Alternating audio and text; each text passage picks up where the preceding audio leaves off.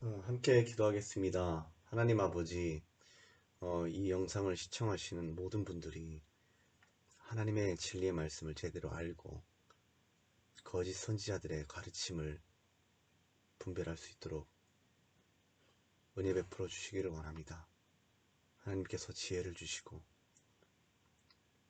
하나님 대형교회 목회자들까지 영향을 받고 있습니다. 한국교회를 보호해 주시고 참된 선지자적 가르침을 하는 사람들이 많이 일어나게 하옵소서. 예수님의 이름으로 기도합니다. 아멘. 제가 올린 영상입니다. 이 영상에 이제 댓글이 달렸는데요. 댓글을 좀 확인하고 제가 좀 답을 좀 드리도록 하겠습니다. 보십시오. 여기 보시면 댓글은 아니고요. 저는 위 목사님들이 좋아서 그런 것이 아니고 궁금해서 여쭤봅니다. 종교의 영 있지 않나요? 지금 이제 이렇게 물어본다는 게 벌써 이제 좀 이런 말을 들었기 때문이죠. 이런 영향을 받은 겁니다. 종교의 영이라는 것은 성경의 사상이 전혀 아니고 거짓 선지자들이 자신의 생각으로 꾸며낸 것입니다. 종교의 영이라는 그런 거 없습니다. 이거 신사동동가들의 핵심적인 사상입니다. 신실한 믿음 없이 주일 하루 거룩하게 맡은 일만 열심히 하거나 형식적으로 예배드리고 믿음이 있다고 믿는 그런지 알고 있었는데요. 실제로 초신자 때 교회를 나가니 다들 그런 모습인 것 같이 느꼈고요. 그러니까 이제 실제로 초신자 때 교회를 나가니까 그런 모습처럼 느껴졌다. 교회 안에는 거듭난 교회 예배 공동체 안에는 거듭난 사람과 거듭나지 않은 사람이 있고 또 믿음이 약한 사람도 있습니다. 그냥 그렇게 봐야지 뭐 종교의 영이라는 것이 지역을 사로잡는 영이 있어서 그것이 뭐 성도를 사로잡고 그래서 뭐 대적 기도를 내쫓아야 된다. 이런 가르침이 잘못됐다는 거예요. 그러니까 지금 이 종교형이라는 말을 이제 누군가로부터 이분이 들었을 텐데 누군가로부터 들었다라는 사실을 좀 추적하셔서 그분과 거리를 두셔야 됩니다. 그게 신앙서적이라면 그 신앙서적을 주의하셔야 되고 어떤 가르침을 통해서 들으셨다면 내가 어디서 이 말을 들었지? 좀 생각해 보신 다음에 멀리 하셔야 됩니다. 성경은 이단은 한두 번 훈계한 후에 멀리하라 라고 말씀하시고 그들에게서 떠나라 라고 말씀하십니다. 자 보십시오. 또 비판의 영도 제 남편도 비판의 영에 사로잡혀 모든 순간 비판하는 사람인데 종교의 영, 비판의 영, 분노의 영 등등 모든 것이 허구였던 건가요? 비판하시는 분이 비판의 영이다 뭐 이렇게 뭐 표현할 수도 있죠. 뭐 비판하는 심령이다. 그냥 인간의 어떤 마음을 얘기할 때 그걸 영이라고 말할 수 있습니다. 우리에겐 영혼이 있잖아요. 그러니까 이제 스피릿이라고 하는데 비판적인 심리, 그럼 비판의 영이 있다. 뭐 이렇게 말할 수 있는데 그 비판의 영이라고 할 때는 자기 인격입니다. 지식과 감정과 의지를 가진 그런 인격, 우리에겐 영혼이 있죠. 그리고 이 영혼에는 인격성이 있습니다. 그래서 이 비판의 심령을 자기가 가지고 있는 것이지 이 비판의 영이라고 하는 것을 신사동동가들이 말할 때는 이런 이름을 가진 사탄이 있다라는 거예요. 그게 다른 겁니다. 그래서 이제 헷갈리는 겁니다. 뭐 비판, 종교적인 심령이 있지 않나요? 뭐 이런 식으로 표현을 했을 때는 이게 좀 그렇지만 뭐 그 이단이라고 하겠습니까? 뭐 근데 종교의 영이라고 하는 영이 있다는 거예요. 분노의 영이라고 하는 그 사탄이 있다는 겁니다.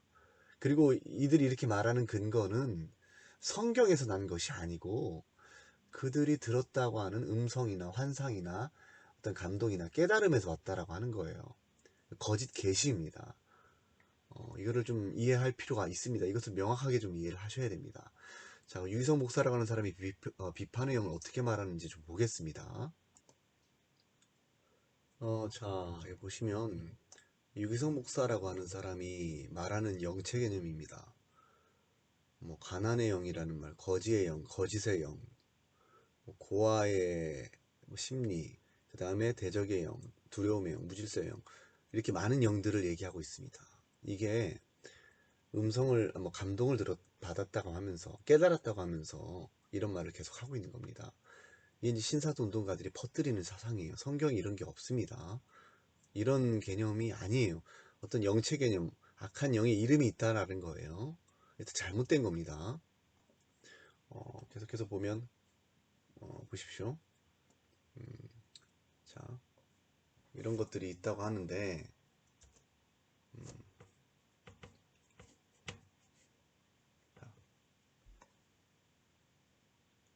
지금 보면은 악한 영, 욕심의 영, 우울의 영, 음란의 영, 자아의 영, 질서의 영, 질투의 영. 자, 지금 촛불 집회라고 제가 적어놨잖아요. 거짓 선지자가 이제 정치적으로 선동합니다. 이제 구약 시대에도 그랬어요. 거짓 선지자들이 결국 정치적으로 선동을 해서 이스라엘 백성들을 패망에 이르게 합니다. 너희들은 바벨론 포로로 끌려가지 않을 것이다. 안심하라. 이렇게 이제 거짓 선동을 하죠. 정치적으로. 지금 실제로 유기성 목사라고 하는 거짓 선지자가 자신이 깨달았다고 하는 그런 음성이라고 하는 것을 통해서 그를 추종하는 사람들을, 수많은 사람들을 정치적으로 선동하고 미혹했어요. 그게 이제 박근혜 대통령의 그 예전에 그 촛불 집회 때 분열의 영이 역사하고 있다라는 말을 했는데, 그런 말 자체가 그가 가지고 있는 이제 지역 귀신론 사상에서 난 겁니다. 분노의 영이 역사한다, 이런 말을 했어요. 그래서 이제 이것이 그가 가지고 있는 지역 귀신론 사상에서 그런 말을 했고, 사람들이 그의 허탄한 거짓말을 믿음으로 인해서 정치적으로 좀 이용을 당하는 일이 실제로 있었습니다. 수많은 사람들이 유기성 목사라는 거짓 선자를 추종하고 좋아하는 사람들이 굉장히 많지 않습니까? 실제로 그런 일이 있었습니다. 유기성 목사라 하는 자가 비판의 영에 대해서 이제 가르칩니다. 한번 들어보시기 바랍니다.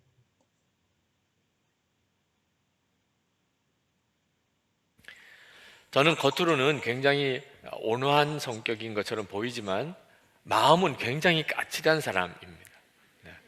그래서 항상 비판적으로 사람들을 이렇게 보는 사람이었습니다. 한 번은 친구 목사님들과 이야기를 나누다가 어느 목사님 한 분에 대해서 아주 비판적인 이야기를 나누었습니다. 저는 전혀 잘못했다고 생각 안 했습니다. 사실이니까. 그리고 제가 분별도 있고 나름대로 똑똑하다는 그런 자부심도 가졌습니다. 그날 저녁에 기도하다가 기도가 막힌 것을 알았습니다. 기도가 안 되는 거예요. 그래서 하나님께 제가 뭘 잘못한 것이 있습니까? 라고 물었을 때 즉각 그 생각이 나게 하셨습니다. 목사님들과 함께 이야기를 나누면서 제가 어느 목사님에 대해서 아주 비판적인 이야기를 하는 것을 생각나게 하셨습니다. 주님은 저에게 나는 내가 그와 같이 말하는 것을 기뻐하지 않는다. 그도 나의 종이라. 제가 그때 하나님께서 다른 사람을 비판적으로 말하는 것, 특히 당신의 종에 대해서 비판적으로 이야기하는 것을 얼마나 싫어하시는가를 깨달았습니다. 그래서 그 다음부터 제가 목회하면서 성도들에게 강조하는 몇 가지 아닌 것 중에 하나가 비판하지 말자고 하는 것입니다. 이건 하나님이 너무너무 싫어하시는 겁니다. 몇 가지 질문을 던져봅니다. 가피풀은 허탄한 거짓 선지자들의 사상을 끊임없이 홍보하는가? 유기성 목사라는 거짓 선지자 외에도 아주 많은 거짓 교사들을 계속해서 홍보하는 곳이 가피풀입니다. 거짓 선지자들의 사상과 그들을 홍보하는 그런 기관이 가피풀입니다. 여러분들 잘 아셔야 합니다. 한국교회가 말씀에 바로 서기 위해서 가피풀은 하루빨리 없어져야 하는가? 여러분들 이런 기관들이 흥황하는 이유가 있습니다. 사람들이 듣고 싶어하는 그런 모든 글들, 그런 사상들을 다 들여오면 됩니다. 종교 다원주의적인 경향이 있는 그런 사람들, 뭐 헨리 나우엔이든 조엘 오스틴의 잘 되는 나와 같은 그런 것들 다 끌어들이면 사람들은 그 읽을 수 있는 폭이 넓어지지 않습니까? 그 대신 그곳은 개신교가 되는 것이 아니라 종교 다원주의적인 그런 사상이 가득 차게 되는 것입니다. 가피풀은 모든 그런 불건전한 사상들이 다 섞여 있습니다. 거기에는 개신교가 없습니다. 여러분, 우상숭배라는 게 다른 것이 아닙니다. 하나님도 믿고 우상도 섬기는 겁니다. 우리는 하나밖에 섬길 수밖에 없어요. 본성적으로 우리는 하나밖에 못 섬깁니다. 그런데 인간은 하나를 섬기고 또 하나도 붙잡습니다. 이것이 바로 우상숭배라고 하는 거예요. 예수님을 입으로 믿는다가 말하는데 실제로 보면 또 다른 것도 믿고 있는 거예요. 종교적 신념 가운데 그걸 믿고 있는 겁니다. 이것이 바로 우상숭배예요. 구약 성도들이 범했던 우상숭배가 단순히 물질적으로 눈에 보이는 어떤 형상을 섬긴 것만을 우상숭배라고 하지 않고 마음의 우상을 드린다라고 하나님께서는 말씀하십니다. 근데 그 마음의 우상을 어떻게 드리게 됩니까? 거짓 교사들의 가르침을 통해서 하나님의 말씀이 아닌 다른 것들이 마음의 깊은 곳에서부터 피어나는 거예요. 인간은 본질적으로 타락했기 때문에 악합니다.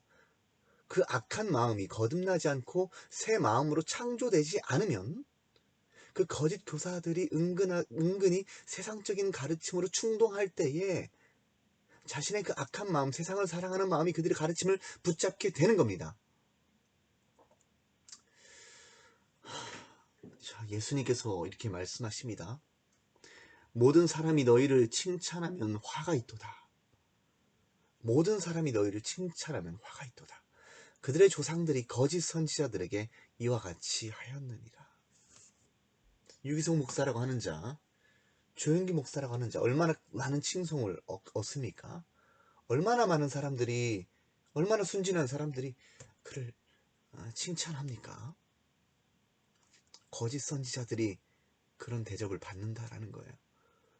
하나님의 말씀이 아닌 다른 것들을 섞어 가르치면서 사람들의 마음을 미혹하고 실제로 하나님으로부터 멀어지게 하고 미신 사상과 우상 숭배를 종용하는 그 다른 예수를 전하는데 그들은 도리어 높임을 받는다. 그 이유는 그들을 섬기는 사람들이 단순히 순진할 뿐만 아니라 어리석기 때문이다.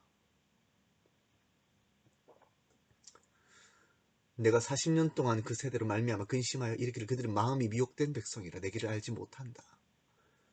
이 40년이라고 하면 어떤 것을 연상케 됩니까? 출애굽해서 광야 생활을 했던 이스라엘 백성들과 모세를 의미하는 것입니다. 이들이 그곳에 나와서 하나님으로부터 마음이 떠난 그런 원망과 불평을 일삼았습니다. 계속해서 일삼았습니다. 이스라엘 백성들이 하나님으로부터 마음이 멀어져 있었기 때문에 40년 동안 마음이 미혹되었다라고 말씀하십니다. 단순히 출애굽 백성 그들 뿐이겠습니까? 우리는 어떠할까요? 그들보다 낫습니까? 그렇지 않습니다. 우리들도 항상 마음이 미혹되어 있습니다. 거짓 선지자들의 가르침을 계속해서 붙잡고 있습니다. 우리는 그들의 모습을 보면서 혀만 끌끌 찰 것이 아니라 우리들의 모습을 봐야 합니다. 왜 우리들이 하나님의 말씀이 아닌 다른 것들에 귀를 더욱 기울이고 있습니까? 마음이 부패했기 때문에 귀도 부패한 것이고 목이 곧아버린 것입니다. 하나님의 음성을 듣지 못하고 도리어 다른 것을 듣는 것을 좋아하게 되는 것입니다. 거짓 선지자들을 삼가라. 양의 옷을 입고 너에게 나오나 속에는 노략질하는 일이라. 거짓 선지자를 조심하라고 하는 가르침은 단순히 권면이 아닙니다. 예수님의 명령입니다. 이 말씀은 예수님의 말씀이에요. 조심하라고 하는 거예요. 조심하라. Watch out. Watch out이 무엇입니까? 조심하라. 이건 명령이고 조심하려면 분별할 수 있어야 됩니다. 분별하지 않은 것을 조심할 수 있습니까? 어떻게 분별할 수 있습니까? 여러분이 목사님한테 가서 이 사람이 이단이에요? 아니에요? 이렇게 말하는 것이 분별입니까? 아닙니다. 여러분이 목사가 유기성 목사라고 하는 사람과 연관이 있으면 어떻게 할 겁니까? 여러분이 목사가 도리어 분별을 못하면 어떻게 할 겁니까? 분별은 무엇으로 하는 것입니까? 이미 하나님께서 하나님의 말씀, 곧 기록된 성경 말씀을 주셨습니다. 성경으로 분별해야 됩니다. 예수님의 가르침을 통해서 분별해야 됩니다. 그들은 양의 옷을 입고 나온다고 합니다. 유기성 목사라고 하는 자가 얼마나 양처럼 보이는지요. 많은 사람들이 그렇게 볼 겁니다. 그러나 그렇지 않습니다. 저는 100% 확신합니다. 그는 노략질하는 일이고 거짓 선지자입니다. 많은 목사라고 하는 사람들이 유기성 목사라는 사람을 잘 분별하지 못하고 도리어 그를 칭송하지요. 그 목사라고 하는 사람들 문제가 있습니다. 너무나도 다른 가르침을 많이 하는데 어떻게 그를 칭송할 수 있죠? 그렇게 말하는 목회자들, 여러분들 주의하셔야 됩니다. 여러분에게 아무리 잘해준다고 해도 그들의 그런 그럴싸한 행실 때문에 여러분의 마음까지 미혹을 당해서는 안 됩니다. 이사야서 66장 3절에 4절, 소를 잡아 드리는 것은 살인함과 다름이 없이 하고 어린 양으로 제사 드리는 것은 개의 목을 꺾음과 다름이 없이 하고 어린 양으로 제사 드리는 것은 개의 목을 꺾음과 다름없이 하며 드리는 예물은 돼지의 피와 다름이 없이 행하는 그들은 자기의 길을 택하며 그들의 마음은 가증한 것을 기뻐한즉 나 또한 유혹을 그들에게 택하여 주며. 하나님께서 그들에게 유혹을 그냥 주는 것이 아닙니다. 그들이 하는 행동을 보십시오. 하나님께 온전한 마음과 정성과 뜻과 힘을 다해서 사랑하지 않기 때문에 위선적이고 형식적인 예배 같지 않은 예배를 드리기 때문에 하나님께서는 그들에게 유혹을 주시는데 이 유혹을 주시는 여러 방법 중에 하나가 거짓 선지자들을 사용하시는 것입니다. 거짓 선지자들을 악한 마귀가 그들의 마음을 훔칩니다. 악한 마귀의 자유의지를 사용하십니다. 그 악한 마귀가 활동할 수 있게끔 하나님께서는 허용하십니다. 그들을 풀어놓으십니다. 그래서 유기성 목사라 하는 그런 거짓 선지자가 위대하게 보이는 것이죠. 그래서 그들은 유혹을 받는 것입니다. 그들이 무수하는 것을 그들에게 임하게 하리니 이는 내가 불러도 대답하는 자가 없으며 내가 말하여도 그들이 듣지 않고 오직 나의 목전에서 악을 행하며 내가 기뻐하지 아니한 것을 택하였습니다 하시니라. 도리어 거짓 선지자들의 음성에 마음과 귀를 기울이는 자들이 있습니다. 그러나 예수님께서 말씀하십니다. 내 양은 내 음성을 들으며 나는 그들을 알며 그들은 나를 따르느니라. 여러분, 유기성 목사라 하는 자의 가르침에 미혹이 되는 사람들은 예수님의 음성을 들을 줄 전혀 알지 못하는 자들입니다. 그들에게 속지 마십시오. 악한 자의 나타남은 사탄의 활동을 따라 모든 능력과 표적과 거짓 기적과 불의의 모든 속임으로 멸망하는 자들에게 있으리니 이는 그들이 진리의 사랑을 받지 아니하여 구원함을 받지 못함이라. 이러므로 하나님이 미혹의 역사를 그들에게 보내사 거짓 것을 믿게 하심은 진리를 믿지 않고 불의를 좋아하는 모든 자들로 하여금 심판을 받게 하려 하심이라. 그들이 진리를 이미 전해졌음에도 불구하고 진리의 가르침을 분별하지 못하고 정말로 허탄한 허망한 가르침을 따르는 이유는 그들이 본래는 불의를 좋아하기 때문입니다. 입술로는 여호와를 경외하지만 마음은 여호와에게서 멀리 떠난 자들. 그래서 하나님께서는 그들에게 미혹의 역사를 보내십니다. 그들은 진리의 사랑을 알지도 깨닫지도 받지도 않는 자들입니다. 그래서 구원함을 받지 못할 자들입니다. 하나님은 그들에게 사탄의 활동을 허락하십니다. 유기성 목사라고 하는 거짓 선지자가 조금 전에 봤던 영상에서 뭐라고 했습니까? 잘 보십시오. 저는 겉으로는 굉장히 온화한 성격인 것처럼 보이지만 마음은 굉장히 까칠한 사람입니다. 그래서 항상 비판적으로 사람들을 이렇게 보는 사람이었습니다. 한 번은 친구 목사님들과 이야기를 나누다가 어느 목사님 한 분에 대해서 아주 비판적인 이야기를 나누었습니다. 자, 보십시오. 지금 비판의 영에 대해서 얘기하는 겁니다. 여러분 정신 똑바로 차리십시오. 이 사람이 비판의 영이라고 하는 것을 하나님께서 깨우쳐 주셨다, 알게 해주셨다. 지금 하나님의 음성을 들었다고 하면서 비판의 영을 말하는 건데, 이 비판의 영이라고 하는 것은 모든 신사도 운동권의 거짓 선지자들이 얘기하는 것이지 성경이 말씀하시는 것이 전혀 아닙니다. 저는 전혀 잘못했다고 생각 안 했습니다. 사실이니까. 그러니까 이런 말이죠. 자기는 본래 겉모습으로 봤을 때 온화한 성격처럼 보이지만 본래는 원래 까칠한 사람이다. 그래서 언젠가는 목사님 한 분에 대해서 아주 비판적인 얘기를 나눈 적이 있었는데 그거 잘못됐다고 생각 안 했다. 왜냐하면 사실이니까. 진실을 얘기한 거니까. 그리고 제가 분별력도 있고 나름대로 똑똑하다는 그런 자부심도 가졌습니다. 그날 저녁에 기도하다가, 자 보십시오. 이 사람이 비판의 영에 대한 가르침을 하나님께로부터 듣습니다. 기도가 막힌 것을 알았습니다. 이제 하나님과의 관계에 문제가 생겼다라는 겁니다. 기도가 막힌 거예요. 왜 그렇습니까? 지금 유기성 목사라고 하는 사람한테 비판의 영이 사로잡고 있다라는 거예요. 자, 지금 여기서 벌써 두 가지 문제가 발생한다라는 사실을 여러분 아셔야 됩니다. 첫 번째는 뭡니까? 성령께서 만약에 거듭나게 하신 사람이라면, 만약에 유기성 목사라는 사람이 스스로 자기가 거듭났다라고 믿는 사람이지 않습니까? 그가 중생한 사람이라면 비판의 영을, 이 사람은 지금 사탄 취급을 하고 있습니다. 이 사탄, 곧 이 비판의 영이라고 하는 이 사탄이 그를 점령할 수 없습니다. 그게 성경의 사상입니다. 성령께서 역사하시고 거듭나게 한 사람에게는 결코 사탄이 제압하거나 점령할 수 없습니다. 이게 성경의 가르침이에요.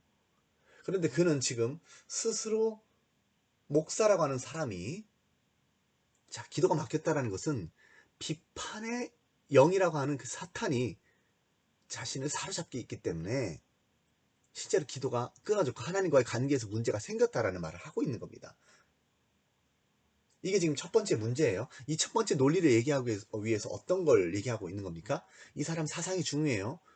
인간론 구성요소 영혼육입니다. 이 사람은 영혼육 3분설을 가지고 있어요. 그러니까 이런 가르침이 가능한 겁니다. 이 3분설적 가르침이 이 비판의 영이라고 하는 것이 어디를 장악할 수 있다고 말하겠습니까?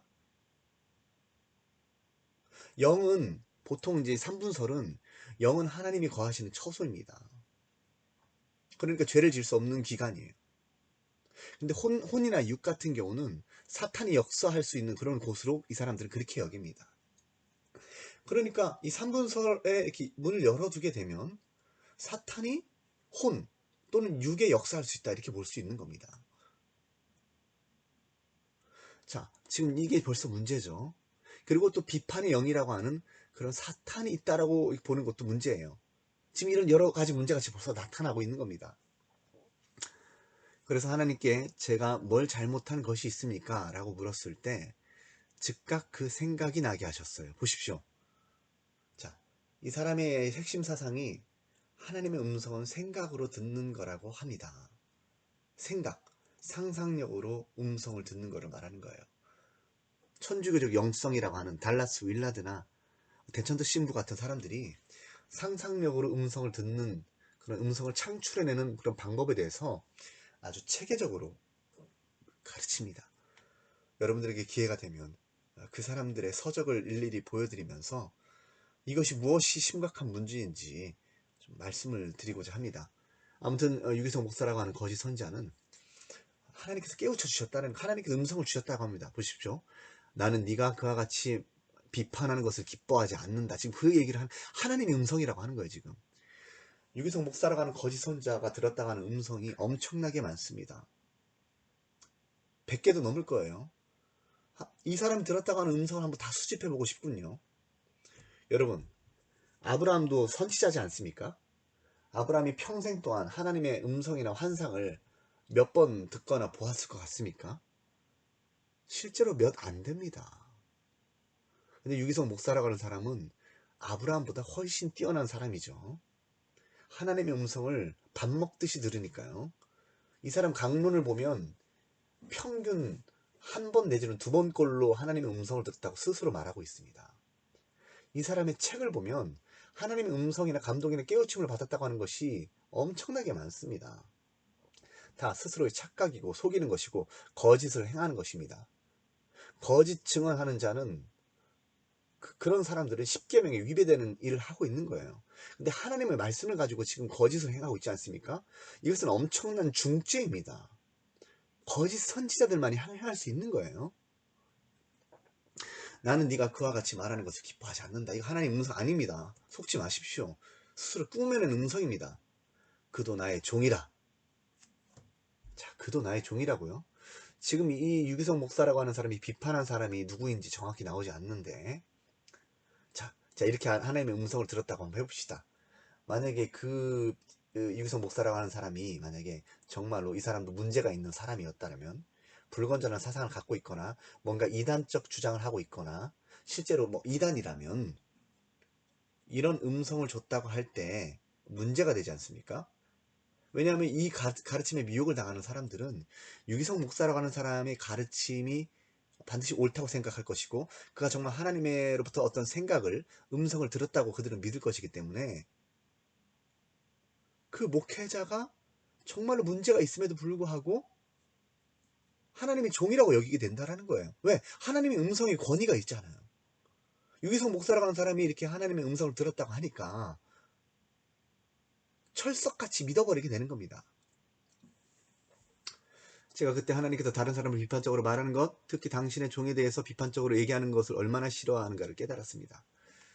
그래서 그 다음부터 제가 목회하면서 성도들에게 강조하는 몇 가지 아닌 것 중에 하나가 비판하지 말자고 하는 겁니다. 그건 하나님이 너무너무 싫어하는 것입니다. 이거 거짓말입니다. 하나님이 비판하지 말라고 하시지 않습니다. 도무지 비판하지 말라는 가르침 성경에 없습니다. 잘못된 것에 대해서 얼마든지 비판해야 되고, 특히 이단이나 거짓 선지자에 대해서, 거짓된 사상에 대해서는 계속해서 비판해야 됩니다. 천주교 사상 중에 오용된 사상 하나가 침묵은 금이다라는 거예요. 그러니까 사람이 입술로 계속해서 범죄하니까 침묵을 시키는 거죠. 그런데 그것이 남용되었습니다. 종교개혁자들, 하나님을 정말 사랑하는 사람들이 뭐라고 했는지 아십니까? 침묵은 독이다.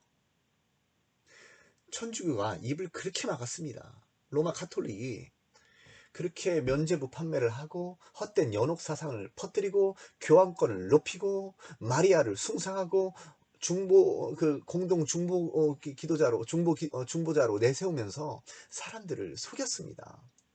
그런데도 계속해서 사랑으로 품으라. 로마 카톨릭의 그런 사제들이 모든 음란과 부도덕한 일을 일삼을 때 교회를 위해서, 교회가 세상에 의해서 비방거리가 되지 않도록 우리끼리 해결하자, 조용히 합시다, 요렇게 침묵시켰습니다. 침묵은 금이다라고 하는 것이 그렇게 그들에게 이용된 거죠. 종교 개혁자들이 다 까발리지 않았습니까? 루터가, 칼빈이, 쯔빙글리가 쓴 글을 30초만 읽어보십시오. 혹독하게 비판합니다. 조목조목 하나하나 다 비판합니다. 이런 헛된 사상, 비판의 영이 있어서 비판하지 말라고 하나님께서 말씀해 주셨다고요? 이게 지금 거짓 선자의 가르침입니다. 여러분, 미혹되지 마십시오.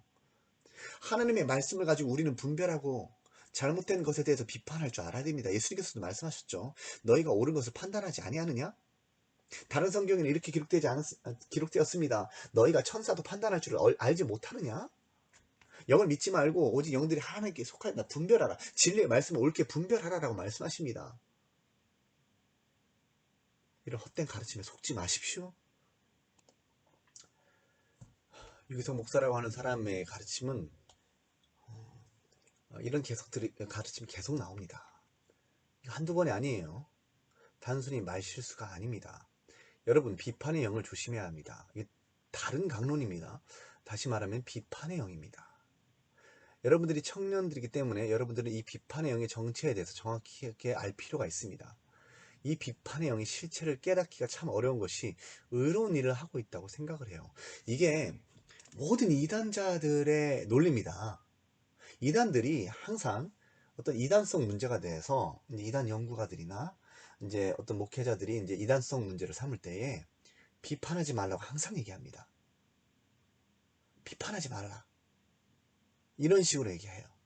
자신이 의로운 줄로 생각하고 있기 때문에 비판을 하는 거다. 이런 식으로 조롱합니다. 여러분들 한국 교회 역사를 한번 들여다 보십시오. 김기동, 베레아, 통일교, 문선명, 이런 사람들이 공격을 받을 때, 이 사람들이 문제가 있다고 얘기할 때 이 사람들이 비판하지 마십시오, 이렇게 얘기합니다. 김용희 선교사라고 하는 사람도 그래요. 교리적 판단을 하지 마십시오. 교리적 판단을 하지 말라. 이 뭡니까? 교리가 중요하지 않다라는 거예요. 그러니까 비판을 받지 않겠다는 겁니다. 문제가 있으면 얼마든지 비판받겠다, 이런 자세가 올바른 겁니다. 그런데 그들은 비판을 하지 말라고 해요. 이게 거짓 교사들의 특징입니다. 자, 밥 존스라 하는 거짓 선지자와 유기성 목사라 하는 거짓 선지자의 가르침을 비교해 보시기 바랍니다. 신사도 사상을 유기성 목사라는 거짓 선지자가 전하고 있는 겁니다. The fifth thing about a religious spirit 종교형에 관한 그 다섯 번째 것은 is criticism. 그것은 비판입니다. It takes the place of the teacher. 이 비판이 교사의 자리를 대신했습니다. I have seen teachers that believe that they had the true interpretation of Scripture, 저는 그 교사들이 자기들이 그 하나님의 말씀을 바르게 해석했다라고 믿고 있는 자들을 보았습니다. and they would criticize the new wave that was coming. 그리고 또 새롭게 다가오고 있는 그런 물결을 비판하는 교사들을 보았어요. 자, 잘 보았습니까? 보십시오. 신사도의 가장 중요한 사상이 종교의 영인데 다섯 번째 것이라고 하면서 비판이라고 말합니다. 비판의 영을 말하는 겁니다. 교사들이 비판을 많이 한다. 이것은 비판의 영에 사로잡혔기 때문이다. 이 말이에요. 그들이 스스로 하나님의 말씀을 바르게 해석한다고 그렇게 생각하는 것이다. 자, 지금 유기성 목사라 하는 자의 말과 비교해 보십시오. 자, 비판의 영의 실체를 깨닫기가 참 어려운 것이 의로운 일을 하고 있다고 생각을 해요. 그러니까 지금 이제 교사들이 스스로 이제 우리는 뭐 이단을 분별한다. 잘못된 것을 이렇게 막 지적을 하고 이런 것들 의로운 일을 한다고 생각한다라는 거예요. 그것이 교사의 자리에 이렇게 가득하게 되었다. 대신하게 되었다. 지금 그 얘기를 하는 겁니다. 자, 그리고 새롭게 다가오는 물결, 이게 이제 신사도 운동이에요. 그들의 그 운동을 말하는 건데 그것을 비판한다라는 거예요. 그러니까 이것을 비판하지 못하도록 입을 막는 겁니다. 이 신천지랑 비슷하죠. 신천지도 입막음 교리가 있는데 신사도 운동도 입막음 교리예요.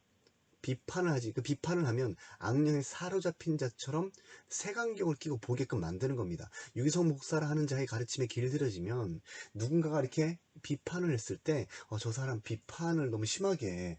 비판의 영에 사로잡힌 사람이야. 이렇게 생각하게 된다는 거죠. 지금 밥 존스의 가르침과 유기성 목사라는 거짓 선지자의 가르침이 똑같지 않습니까? 이게 종교의 영에 의해서 나타나게 되는 것이 비판이라고 지금 소개하는 겁니다. 이게 바로 지역을 다스리는 지역 기준론 사상의 비판의 영인 겁니다. 자, 밥 존스라 하는 자의 가르침에 의하면 종교적인 사람들은 이 종교적인 사람이라고 하는 표현을 이제 그 최바울이라고 하는 사람이 쓰죠. 종교 기계들. 이것도 이제 그 종교의 영 사상을 받은 겁니다. 그도. 그래서 종교 기계들, 뭐 칼빈주의자들, 뭐 기계적인 사람들, 뭐 이렇게 하면서 그런 사람들은 비판의 영에 사로잡힌 자들이다. 이렇게 얘기를 하는 거죠. 그들은 비판을 하게 된다라는 거예요. 비판의 영이 그를 사로잡고 있기 때문에.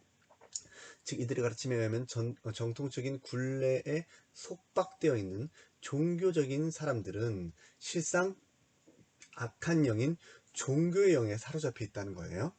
종교의 영에 사로잡힌 사람들이 신사도 운동권에 소속된 사람들을 핍박한다는 것을 밥 존스라 하는 자가 보았다고 스스로 설명하는 겁니다. 유기성 목사라고 하는 사람도 들었다고 하죠. 깨달았다고 하죠. 자, 그러므로 밥 존스라는 거짓 선지자는 말하기를 저는 그 교사들이 자기들이 그 하나님의 말씀을 바르게 해석했다고 믿고 있는 자들을 보았습니다 라고 말하는 것이다. 자, 에스겔 선지 예언을 보십시오. 그러나 여호와의 음성을 들으라. 에스겔 당시에도 거짓 선지자들이 보았다고 선전하며 미혹하였다. 너희가 말하기는 여호와의 말씀이라 하여도 내가 말한 것이 아닌즉 어찌 허탄한 묵시를 보며 거짓된 점괘를 말한 것이 아니냐. 하나님께서 말씀하시지 않았는데 하나님께서 말씀하셨다라고 그들은 말합니다. 허탄한 묵시를 보면서 거짓된 점괘를 통해서 하나님의 백성을 성경으로부터 떠나게 하는 거짓 선지자입니다. 그런데 이 예전에 그 기름 부으심이 항상 이 새로운 기름 부으심을 핍박합니다. 자기네들이 이제 핍박을 받는다라는 거예요. 이 비판의 영에 사로잡힌 사람들 때문에 자신들이 핍박을 받는다라는 겁니다. 그리고 이 대한민국 사람들 가운데서 이러한 핍박이 일어나고 있습니다. 여러분들을 핍박하고 있는 것은 바로 예전에 오래된 기름 부으심. 그래서 아까 그 새로운 물결이라고 하지 않았습니까? 오래된 기름 부으심, 그게 이제 정통 교회를 말하는 거예요. 교리를 가르치는 딱딱한 이런 교회를 말하는 거예요. 그들이 비판을 한다라는 겁니다. 그래서 자신들의 새로운 가르침, 거짓 선지자들의 가르침을 핍박을 한다. 그래서 바로 이런 것들이 기름 부으심 있는 교사의 자리를 대신해 버렸습니다. 이것이 종교적인 속박입니다. 이 종교적인 속박을 말하는 게 신디 제이콥스고, 그것을 소개하는 사람이 천가능 목사라는 거짓 선지자 아닙니까? 그래서 이렇게 비판의 영이 있다고 이렇게 믿는 사람들은 지금 이제 상태가 좀 심각한 겁니다. 그렇게 믿어서는 안 되는 거죠. 자, 그래서 제가 말씀을 드렸죠. 네, 모두 거짓 선지자들이 꾸며낸 바 거짓 계시 수납에 의한 종말 회복주의 사상과 꾸며낸 하나님의 음성 듣기 위해서 난 지역 악령론 사상이 혼합해서 난 허구입니다. 이런 말들 다 허구라는 거예요. 거짓 선지자들의 가르침입니다. 이러한 사상들은 소위 스스로 신령하다고 착각하는 자들, 교만한 자들이라고 성경에 표현됩니다. 곧 국내에서는 유기성 목사라는 거짓 선지자나 박한수 목사라는 자에 의해서 전파되는 것입니다. 주님께서 귀하게 분별력을 주셔서 이 미혹이 심한 시대에 좁은 길 걸어가게 하시기를 빕니다. 근데 이제 어떤 분이 이렇게 추가 댓글을 다셨어요. 저도 한때 유기성 목사와 박한수 목사 설교를 열심히 들었었죠. 저기 열심히 편집했던 동영상 거진 다 본 설교 같습니다. 그때는 뭐가 잘못인지 몰랐는데 어쨌든 성경 말씀으로는 은혜가 많이 되었습니다. 지역귀신론에 대해서는 성경에 나오지는 않지만 좀 특이한 생각인 것 같다라고 넘어갔었습니다. 그런데 누군가 댓글로 이단이라는 말을 적더군요. 그게 시작이었습니다. 자, 그리고 이제 아까 그 질문하셨던 분, 이분이 이렇게 적었습니다. 그러나 은혜를 받는 사람들, 송기철, 박보영, 길튼교회, 에스더건, 브라이언 박 등 모두 신사도 운동가라 하는데 어떤 말씀을 들어야 할지 길을 잃었어요. 그나마 은혜를 받고 있다 생각했거든요. 이 사람들 다 그 그릇된 길로 이끄는, 하나님 음성 빙자하면서 그릇된 길로 이끄는 사람들이에요. 그리고 저분들 왜 신사도 운동가인지도 분별이 잘 안 되는 이유가 유명세로 이득을 취하려는 그런 게 안 보였기 때문이었는데 너무 어렵네요 라고 이렇게 좀 혼란스러워 하시는 것을 보게 됩니다. 자, 계속해서 보면 저랑 똑같은 길을 걷고 있네요. 그분들 다 들었는데 다 문제가 있습니다. 저도 그 고민을 가지고 말씀을 찾았는데 두 분들 추천합니다. 아까 이제 그 말씀하셨던 분이 지금 글을 쓰는 거예요. 세계로교회 손현보 목사님, 말씀사랑교회 정택주 목사님, 참고로 전 두 교회 성도가 아니고 다른 출석교회가 있습니다. 여기 지금 손현보 목사라고 하는 사람도 아주 심각한 문제를 가지고 있는 사람입니다. 큰 교회를 라고 하는 곳을 운영하고 있어요. 이 사람 아주 위험한 사상을 가진 사람입니다. 따라가서는 안 됩니다. 그 교회 다녀서는 안 됩니다. 제가 이렇게 적었어요. 지금 이 세상은 사건들이 많습니다. 분별하셔야 됩니다. 저도 너무 괴롭습니다. 이런 사실을 아는 사람은 극히 소수입니다. 그리고 우리도 동일한 넘어짐에 떨어지지 않도록 기도해야 합니다. 손현보 목사라는 사람 제가 알기로 문제 있어 보입니다. 가까이 하지 않으셨으면 합니다. 제가 이제 손현보 목사라고 하는 사람이 쓴 책을 대학원 교수님께서 서평하라, 레포트를 쓰라고 해서 제가 혹독하게 비판적으로 서평을 했습니다. 저는 왜 그런 레포트를 내줬는지 이해가 되지 않고, 그리고 여러분들도 이제 대학원을 다니시거나 대학교를 다닐 때 학점 잘 받으려고 하지 마십시오. 기독교인의 본분은 그게 아닙니다. 기독교인의 본분은 올바른 학문을 세우는 거예요. A+ 맞겠다고 양심 속이지 마십시오. 장학금 받겠다고, 여러분들 아무리 가난해도 뭐 장학금 받겠다고, 여러분들이 뭐 높은 성적 받아가지고 나중에 뭐 훌륭한 사람 되겠다고 떠드는 사람들 많습니다. 기독교인들 가운데. 그런데 성경적 분별도 하지 않으면서 A+ 받으면 뭐합니까? 허탄한 사상들이 대학교에서 교수들이 가르치고 있는데, 신학교에서 그런 것들을 가르치고 있는데 분별 안 하고 그냥 가르치는 대로 다 받아 먹으면 결국 사꾼 되는 겁니다.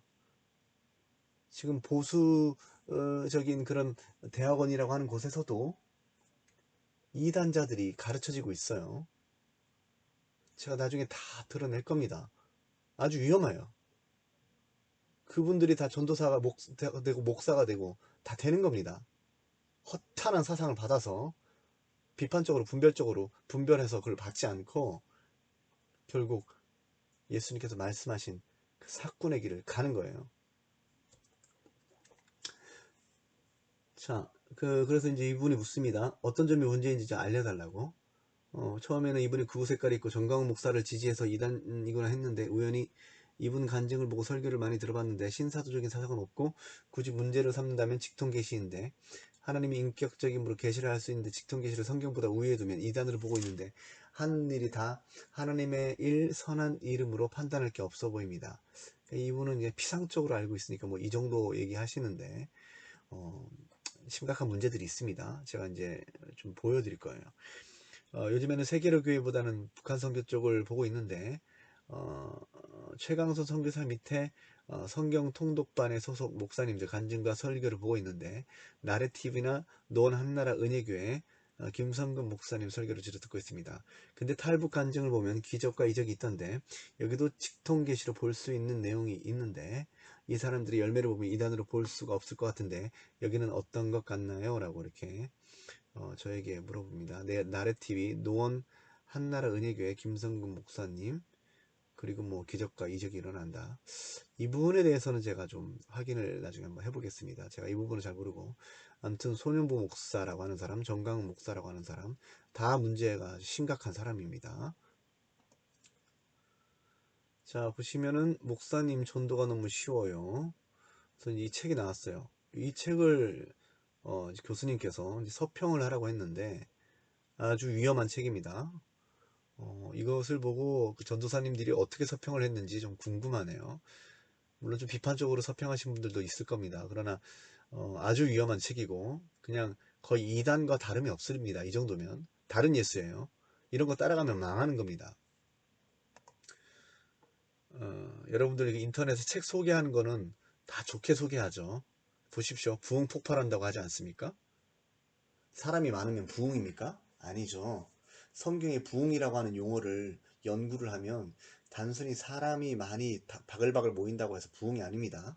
만약에 그게 부흥이라면 조용기 목사라는 거짓 선지자도 부흥이고 조엘 오스틴이라고 하는 자도 부흥이고 오프라 윈프리도 부흥이고 천주교도 부흥입니다. 천주교는 개신교보다 더 부흥했네요. 천주교도 예수 믿으라고 말하지 않습니까? 부흥했네요. 예수 믿으라고 말만 하고 사람들 많아지면 부흥입니까? 아니죠. 아닙니다. 이단들도 다 예수 믿으라고 말합니다. 근데 부흥이 아니에요. 다른 예수인지 아닌지 분별해야 됩니다. 다른 예수 주의해야 됩니다. 자, 작년 20명에서 30명 모이는 교회가 오직 불신자 전도로 2,000명. 자, 이거 아주 유사한 게 뭔지 아십니까? 조윤기 목사라고 하는 사람 그 천막교회 뭐 5명, 10명에서 3,000명으로 금방 늘어났다. 똑같아요. 거짓된 가르침으로 사람들 뿔린 겁니다. 수평이동 일어난 거예요. 이 부흥 아닙니다. 자, 세계교회 부흥 노하우를 공개한다. 보면 그래서 이제 고신대학 출신이다. 뭐 여러 가지 이렇게 나오고요. 자, 여기 이렇게 목차 보시면 여러 가지 그냥 보는 족족 문제가 계속 나타납니다. 근데 지금 제가 이렇게 색깔을 칠해놨는데 이런 것들은 정말로 어떻게 이런 글을 보고 감동을 받을 수 있나? 아직 우리의 상태를 보게 됩니다. 이건 하나님께서 원하시는 방법이 전혀 아니에요. 근데 이걸 마치 하나님께서 이런 걸 원하신다는 식으로 하나님의 인도하심이라는 식으로 계속해서 끌고 갑니다.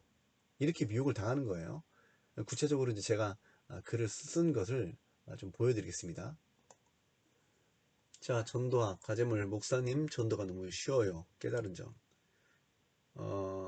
나는 이 책을 읽고 깨달은 바가 적지 않다.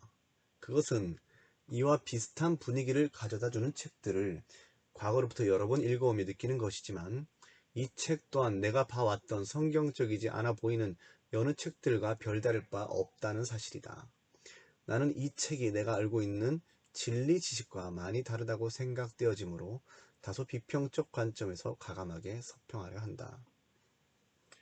여러분, 제가 이렇게 레포트를 쓴 것을 직접 보여드리는 이유는 여러분들 레포트 쓸 때 학생들 특히 이제 대학생 청년들 기독교인들 가운데 레포트를 어떻게 하면 이렇게 서평을 좋게 할까 잘 쓸까 교수님이 마음에 들어하게 쓸까 이런 거에 관심 갖지 마십시오.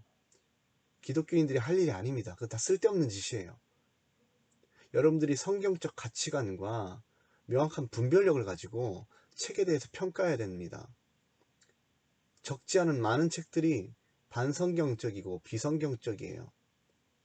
기독교 안에서 행해지는 책들이 이 정도라면 세상 서적들은 어떠하겠습니까? 특히 오늘날 세상 심리학이나 과학에서 진화론 같은 것들, 여러분들 할 일이 있습니다. 여러분들이 학식이 있고 그렇다면 법조계에서 하든 과학을 연구하든 의학을 연구하든 어디에 가든지 간에 기독교적 가치관을 가지고 성령의 감동으로 기록된 성경의 그 가치관과 사상과 그 진리에 입각해서 판단해야 돼요. 선과 악을 그렇게 판단해야 됩니다. 기독교 서점에 온갖 불건전한 서적들이 쌓여 있습니다. 자, 이 책은 누가 읽는다 하더라도 간증담이 주류라고 할 것이다. 제가 이 책을 일일이 다 보여주면은 뭐 3, 4시간 읽어도 부족할 겁니다. 그래서 그냥 핵심적인 몇 가지만 여러분들에게 좀 보여드리면서 제 글을 보이겠습니다. 이 저서에 기록된 간증담을 위주한 많은 글을 헤아려 살피면 대체로 어떤 사건이나 계기로 인해서 이런 류의 서적이라는 걸 보여주는 거예요. 이런 류의 서적들이 많다는 겁니다. 특별한 부흥이 일어났다고 소개하고 있는 것을 살펴볼 수 있다. 로렌 커닝햄의 서적을 보십시오. 이런 식입니다. 그러나 내가 객관적으로 평가하기에는 이 저서에서 부흥이 일어났다는 표현이 많이 쓰이기는 했어도 성경적이지 않은 수적 증가가 일어난 것을 성령의 역사에 의한 참된 부흥으로 오착하고 있는 것으로 보인다. 이 시점에서 한 가지 짚고 넘어가고자 하는 것은 오늘날에 적지 않은 신앙인들은 예배당 안이나 그와 관련된 모임에 출석하게 되는 사람들이 많아지면 부흥이라는 표현을 사용하는 것을 서슴지 않는데, 이 같은 누룩은 조영기 목사라고 하는 거짓 선지자 때문에 이렇게 된 겁니다. 사람들만 많아지면 부흥이다고 그렇게 오순절 계열에서 또 이제 조영기 목사라고 하는 또 그 밑에 후계자 이영훈 목사라고 하는 사람이 그쪽에서 말하는 게 이제 그런 부흥이죠. 전혀 성경적이지 않은 부흥을 얘기하고 있습니다. 그러나 내가 알고 있는 이 부흥의 개념은 성경 말씀 곧 하나님의 말씀대로 가르쳐졌을 때에 허락하시는 하나님의 주권적 역사이다. 자, 성경에 뭐라고 기록이 됩니까? 너희가 법대로 경기하지 아니하면 승리자의 관을 얻지 못할 것이라 라고 말씀하십니다. 뭐로 가도 서울로만 가면 된다? 요거는 성경의 사상이 결코 아니에요. 법대로 경기해야 됩니다. 제대로 가르치지 않았는데 사람들이 늘어난다? 이거는 그 가르치는 자에게 심판이 임할 것이 예고되는 겁니다. 하나님의 말씀대로 제대로 가르쳤는데 한동안 사람들이 늘지 않는다? 그것이 하나님이 원하시는 뜻이에요. 교사들은 이것을 주의해야 됩니다. 어디서 사람들 많아졌다고 하는 소문 듣고선 그런 프로그램 쫓아다니면서 하면서 사꾼 노릇하고 많은 사람들 망치고 자기도 망치는 길로 들어가는 사람들이 적지 않다라는 거죠. 저도 그런 사람이 될까봐 너무 두렵습니다. 돈 때문에 사람들의 아첨의 말에 홀려서 분별력 없이 사리 판단하지 못하고 그들의 말에 이끌려서 거짓 선지자의 길을 갈까봐 두렵습니다.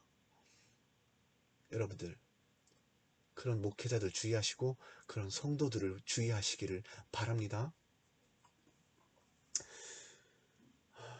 만약 누군가가 하나님의 말씀대로 하거나 그것에 기초하기보다는 어떤 연구이든지 간에 적당한 타협점을 찾아 나감으로 예배당이라고 불리는 곳에 출석하는 사람들이 많아지게 되었다면 그것은 부흥이라기보다는 세속화 혹은 타락에 해당한다고 생각한다. 그것은 부흥이라고 불릴 것이 아니라 타락이라고 불려야 돼요. 카톨릭, 거기 사람들이 많이 모이게 된 거 타락입니다. 다시 말해서 종교적인 모임에 힘쓰는 사람은 많아지지만 그 사람들은 도리어 미혹을 받고 세속화되며 그릇된 가르침에 길들여진다는 말이다. 만일 부흥이라는 용어의 의미가 예배당이라 불리는 곳에서의 사람의 수가 단순히 많아진 것을 의미한다면 가톨릭 또는 성령의 역사하심으로 부흥했다는 것을 부인하지 못할 것이다. 그러나 가톨릭은 어느 종교단체만큼 큰 단체이지만 성령의 역사에 의한 부흥이라기보다는 악령의 역사에 의한 미혹이라고 불려야 마땅하지 않는가. 연옥에 있던 영혼들이 연복에 돈을 넣었을 때 천국으로 더욱 빨리 옮겨지게 될 것이라고 미혹됨으로 미사에 참여하는 자들이 많아지게 된 것을 오늘날 누가 감히 하나님께서 일으킨 부흥이라고 말할 수 있을 것인가? 종교개혁가인 루터는 도리어 그런 일들에 의한 결과물을 부흥이라고 부르기보다는 타락이라고 부르기를 원하였음을 안다. 자, 나는 이 책을 읽으면서 이상한 점들을 많이 발견하였다. 그중에 대표적인 하나를 뽑자면 거짓 교사 노릇하는 윤석전 목사라고 하는 자를 소개하고 있다는 것이다. 이 글을 보십시오. 그 사람의 서적입니다.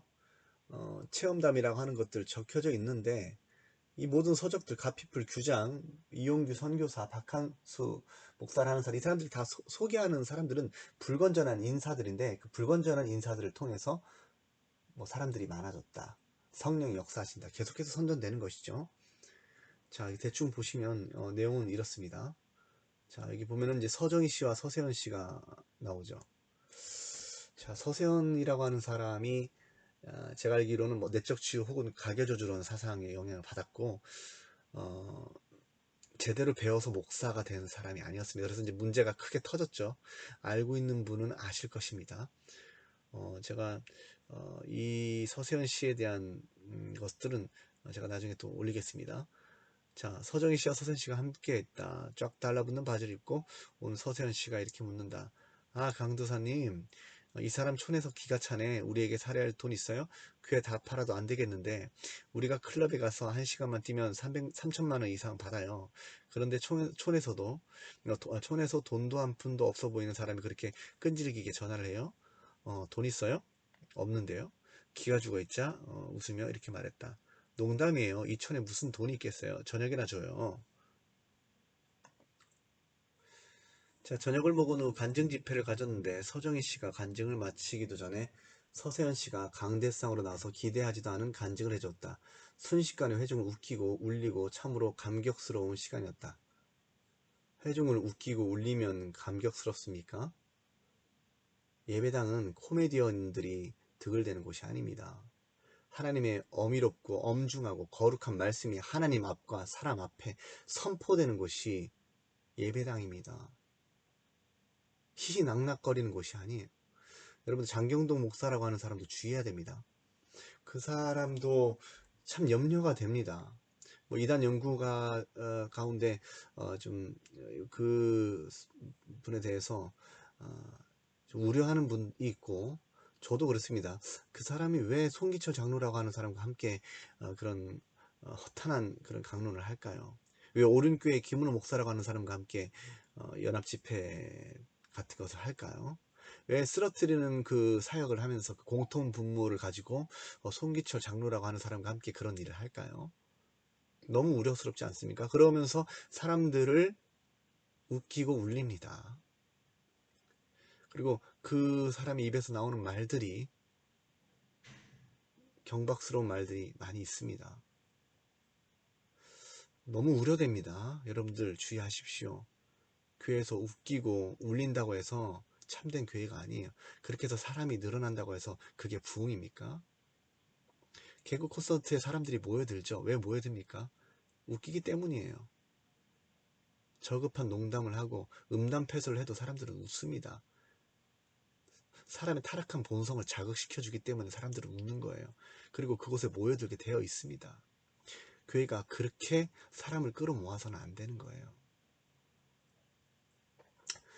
자, 그분들은 잊었을지도 모르지만 나는 지금도 고마운 마음을 가지고 그분들을 위해서 기도한다. 사람들은 너무나 쉽게 안 된다, 못한다고 말한다. 하지만 나는 그런 말을 들을 때마다 다시 되묻는다. 실천해 보긴 했습니까? 상황 때문에 포기하지 말라. 진심으로 대하면 대부분의 사람들은 도와주려고 한다. 자, 그 다음에 이제 나오는 것이 이제 윤석전 목사라는 거짓 교사입니다. 어떻게 나옵니까? 자, 보겠습니다. 한 번은 친구들과 함께 흰돌산 기도원에서 열리는 목회자 세미나에 참석했다. 그 기도원이 연세중앙교회 기도원인지 연세중앙교회가 어디 있는지 윤석정 목사님이 누구신지 전혀 몰랐다. 그런데 저녁 집회 때 윤석정 목사님께서 이 사람 완전한 이단자입니다. 거짓 교사예요. 이중아람론 전하는 자입니다. 양태론자예요. 5시간 설교를 하는데 너무 큰 은혜를 받았다. 이거 너무 주관적이지 않습니까? 은혜를 어떻게 받는데요? 은혜를 받았다고 하는 증거가 어디 있습니까? 사람들 뭐 집회만 가면 은혜 받았다 떠드는데 은혜를 어떻게 받는데요? 성경에서 사람들이 어떻게 은혜를 받았는지 한번 연구해 본 적 있습니까? 거짓 교사가 이런 그릇된 교리를 전하고 다른 예수를 전할 때 사람들은 은혜를 받습니까? 그래서 그분은 우리 교회 집회에 모시려고 계획을 세웠다. 기도하고 전화하고 드디어 윤석준 목사님과 찬양단과 관계자들이 우리 교회에 오셨다.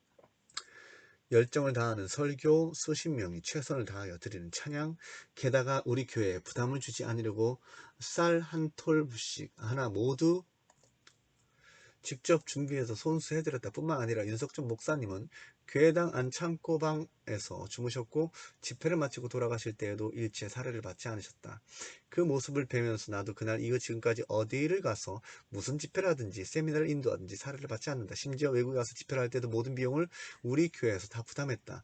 또 교회에서도 장례식이나 결혼 등 주례를 설 때에도 돈을 받아본 적이 없다. 목회를 하는 동안 그렇게 살기로 결심하고 또 실천에 옮기고 있다. 자, 이런 거에 감동을 받았습니다. 거짓 교사를 초청해서 이제는 이렇게 거짓 교사를 한번 초청하게 되면 거짓 교사들이 계속해서 이제 그 강단 교류 예배당이 더럽혀지는 것은 시간 문제죠. 성도들이 분별하는 사람이 있었다면 그것을 막았을 것인데 목회자 자체가 이런 사상을 가지고 있으니 그런 교회는 무너질 수밖에 없는 것이죠. 자, 보십시오. 여기도 보시면 이런 역사를 직접 경험하다 보니 언제부터인가 우리 교회 성도들 입에서 안 된다, 못한다, 할 수 없다 같은 부정적인 말들이 사라져버렸다. 이게 벌써 문제입니다. 부정적인 말, 뭔가 잘못됐다, 이렇게 부정적인 말, 이 사람이 말하는 바 부정적인 말, 그리고 비판적인 말, 요게 잘못된 말이 아니에요. 그게 악한 말이 아닙니다. 근데 이런 말을 사라진 것을 이 사람은 기뻐하고 있어요. 이게 이제 신수하도 운동가들의 사상이기도 하고 유기성 목사라는 거짓 선지자도 이걸 원하는 거예요. 이걸 말하는 겁니다. 여러분 누군가가 뭔가 잘못된 길을 가고 있을 때 그렇게 하면 안 됩니다. 이런 부정적인 말을 했다고 합시다. 잘못된 건가요? 아니죠. 옳고 그름을 분별하고 따져야 됩니다. 그런데 그런 것이 옳지 않다라는 거예요. 그런 말들이 사라져버린 것이 도리어 하나님이 원하시는 뜻이다라는 식으로 몰고 가는 것이죠. 자, 유기성 목사라고 하는 자에게 감동을 받고 은혜를 받고 그렇습니다.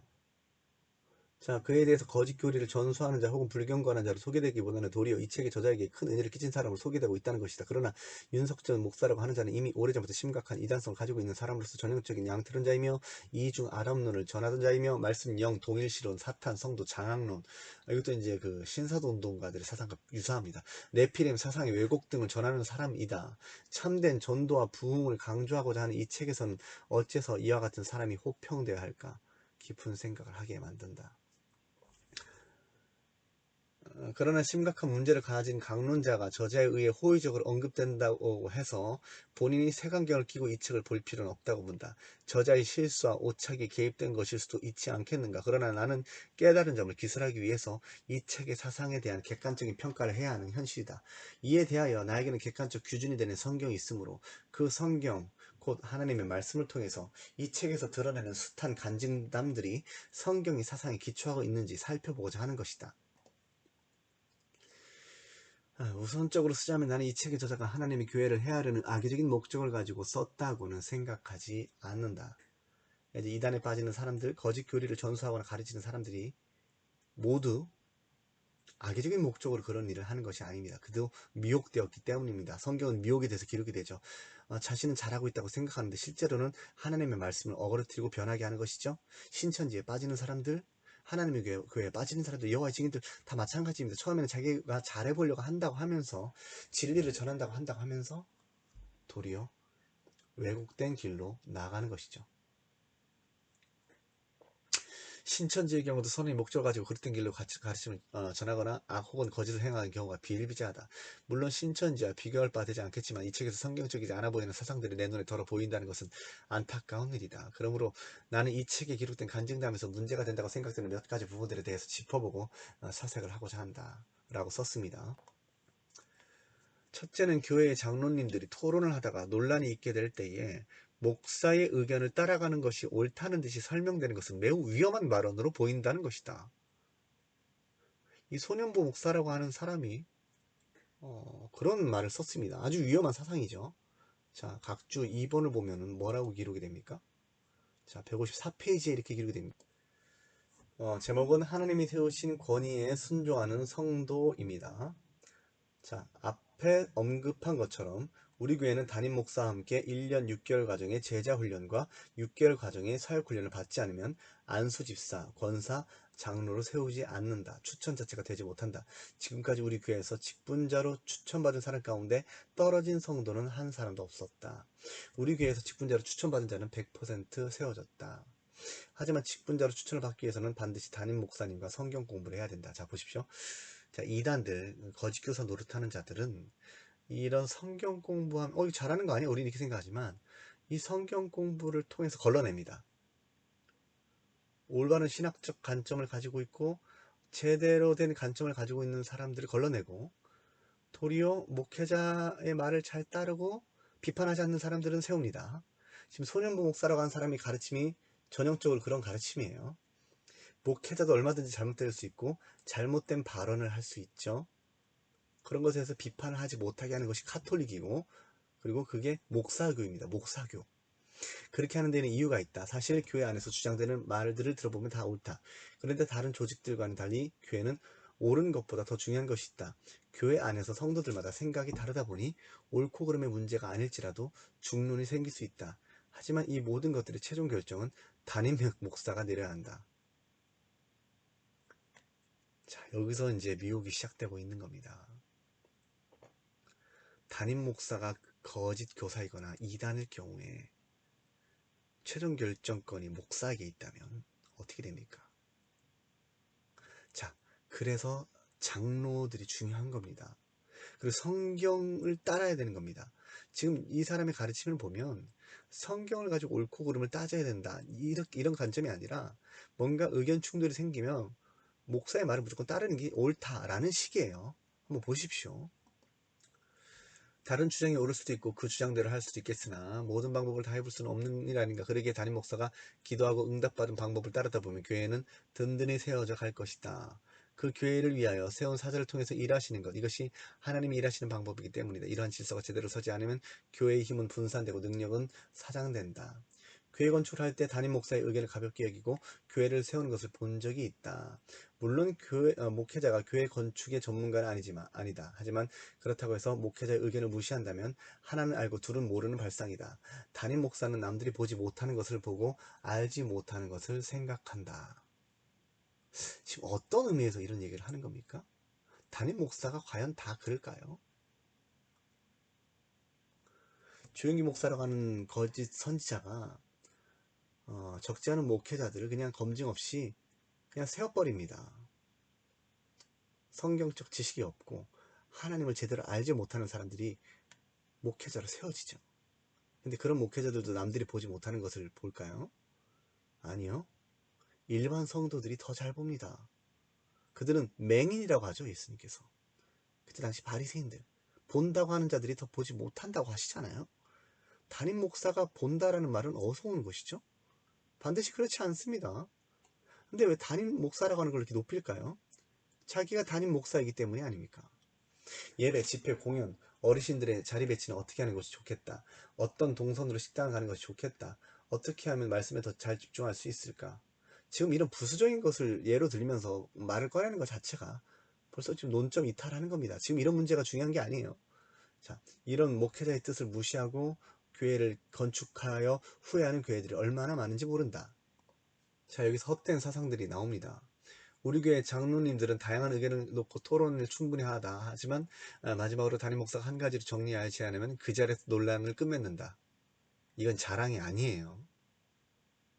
자랑이 아닙니다. 때로는 장로님과 담임 목사 생각이 다를지라도 담임 목사가 결론적으로 이것이 좋지 않겠습니까? 제안하면 더 이상 그것에 대하여 토를 달지 않는다. 이게 목사교입니다. 목사교. 담임 목사가 무조건 맞다라는 생각이 들어있는 거예요. 물론 우리가 담임 목사 충실하게 전하는, 하나님의 말씀을 제대로 전하고 하나님의 말씀을 제대로 가르치는 그런 목사님을 존경하고 그런 목사님의 말을 우리가 깊게 생각하는 것이 중요합니다. 그러나 이래서는 안 되죠. 토를 다니지 않는다. 그러니까 그런 사람들만 바글바글 해지는 겁니다. 그런 장로들만 뽑히는 것이죠. 자기들의 의견에 동조해주는 그런 자들. 정치꾼들도 그렇지 않습니까? 정치판도 그래요. 자기네들의 말을 잘 들어준 사람들 끌어들이듯이 지금 그런 논리입니다. 이건 성경적 논리가 아니에요. 교회를 무력하게 만드는 가장 좋은 방법이 뭔지 아는가? 담임 목사를 거꾸로 드리는 것. 담임 목사의 사기를 꺾는 일이다. 자, 담임 목사님이 어떤 잘못된 말을 했을 때, 제 생각은 그것보다 이것이 맞다고 생각합니다. 라고 말하는 것이 담임 목사의 사기를 반드시 꺾는 것인가요? 그리고 만약에 정말로 담임 목사가 잘못된 일을 추진할 때에, 예를 들어서 무리하게 뭐 건축을 한다던가, 어떤 무리하게 교회 형편을 제대로 파악을 하지 못하고 어떤 재정적인 것을 낭비한다던가 라고 했을 때, 장로님들이 혹은 성도들이 목사님 그건 너무 무리한 방향인 것 같습니다 라고 이렇게 말을 하는 것이, 그래서 목사의 사기가 꺾어진다면 그게 하나님 앞에서 잘못된 겁니까? 목사의 사기가 꺾어지는 게 중요한 게 아니죠.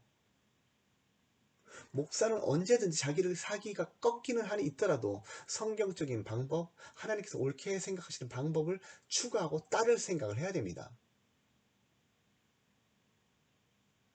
어떻게 이런 글을 쓸 수가 있습니까? 그것만 성공하면 교회는 반드시 무력화된다. 자, 지금 뭐 구체적으로 이런 것들 계속 언급하면 길어지니까 또 한 가지만 보겠습니다. 교회 장로님들이 토론을 하다가 논란이 있게 될 때에 목사의 의견을 따라가는 것이 옳다는 듯이 설명되는 것은 매우 위험한 발언으로 보인다. 그 이유는 진실이 없어지면 권력과 교묘한 조작만 남기 때문이다. 우리는 목사의 말이 항상 옳다고 전제할 수 없으며 목사의 입에서 항상 하나님의 말씀이 가르쳐진다고 단정할 수 없다. 만약 그렇지 않다면 베레아 사람들과 같이 성경은 날마다 상고할 필요가 없을 것이다. 말하고자 하는 중요한 바는 목사의 의견을 맹목적으로 따라가는 것이 옳은 행위로 인정될 것이 아니라 목사의 의견이 타당하느냐를 살펴봐야 함에 있다. 가령 나는 이렇게 예를 들 수 있다.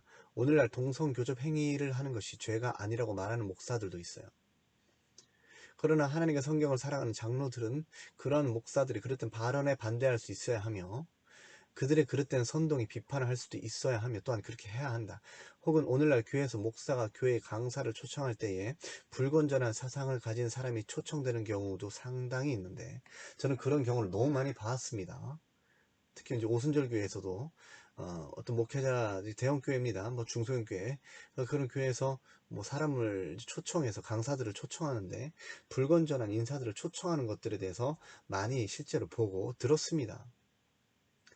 그런 사람, 그런 강사들을 초청할 때 장로들이 나서서 목사님, 이런 분은 이런 부분이 위험하기 때문에 우리 교회가 위험해질 수 있습니다. 이런 말을 해야 되는 것이 아닙니까? 그런데 이 소년보 목사라고 하는 자의 그런 논리에 의하면 목사님 마음대로 하십시오. 목사님 원하는 대로 하십시오. 이렇게 말해야 된다고 말하는 것입니다. 자, 나는 나이로 치면 우리 교회 장로님 20명 가운데 19번째로 어리다. 그러다 보니 나이 차이 많지 않은 장로님들은 나를 동생처럼 여겨주시고 연세가 많으신 분들은 나를 아들처럼 생각해 주시며 격려해 주신다. 목사님 소신껏 하십시오. 목사님 하고 싶은 것 있으면 다 하십시오. 자, 보십시오. 목사님 하고 싶은 것 있으면 다 하십시오. 물론 이렇게 말할 수 있겠죠, 장로님이. 근데 지금 이거를 정당화하는 거예요. 목사가 하고 싶은 거 다 하도록 해줘야 된다. 지금 이렇게 충동하는 겁니다. 반대의 의견을 피력해서는 안 된다라는 거예요.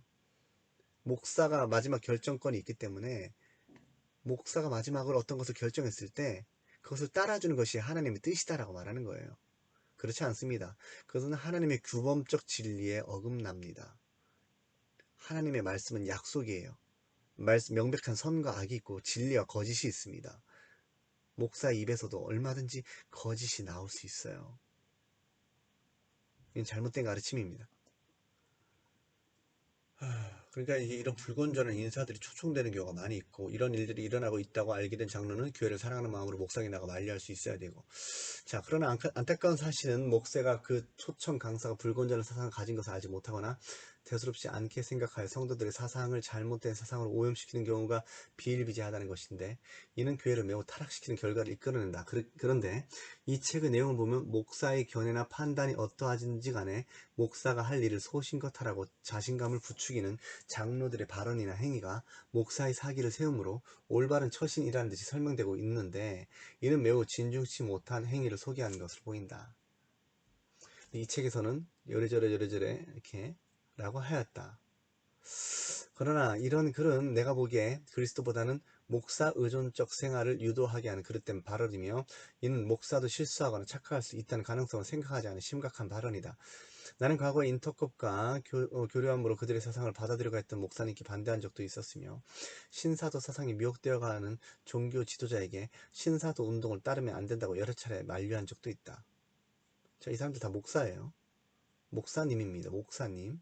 자, 목사님이 잘못된 일을 얼마든지 할 수 있다라는 거예요. 근데 목사님, 원하는 대로 하십시오. 결정권은 목사님께 있습니다. 이게 화평이 아니라는 거예요. 이게 교회를 제대로 세우는 게 아니라는 겁니다. 만약 어떤 목사라고 하는 사람이 가톨릭 신부나 혹은 불자와 교류를 하려고 한다면 지각 있는 사람들은 반대의 목소리를 내지 않겠는가? 사랑의 교회 옥하는 목사님이 헨리 나우엔 서적을 소개를 하거나 그 사람의 사상을 전하거나 로렌 커닝햄의 사상을 전할 때에 왜 그걸 막는 사람이 없었었는지 너무 안타깝습니다.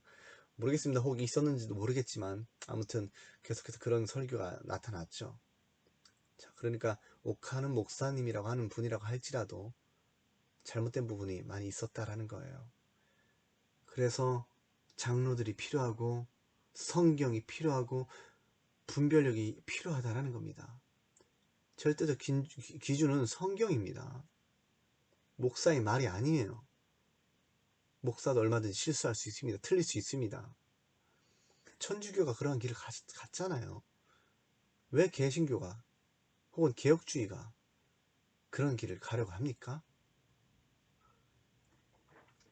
자, 가톨릭 신부나 혹은 불자의 교류를 한다면 지각인 사람들 반대의 목소리 내지 않겠는가? 목사님께 반대의 목소리를 낸다고 하여 섬기는 목사님을 사랑하지 않는 것이라고 말할 수 있는가?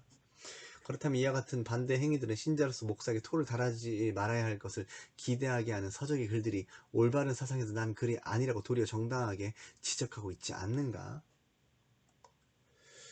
교회에서의 신앙의 중심이 목사가 되어서는 안 된다. 신앙의 머리는 예수 그리스도가 되어야 하고, 또한 가르침의 기준은 성경이 되어야만 한다.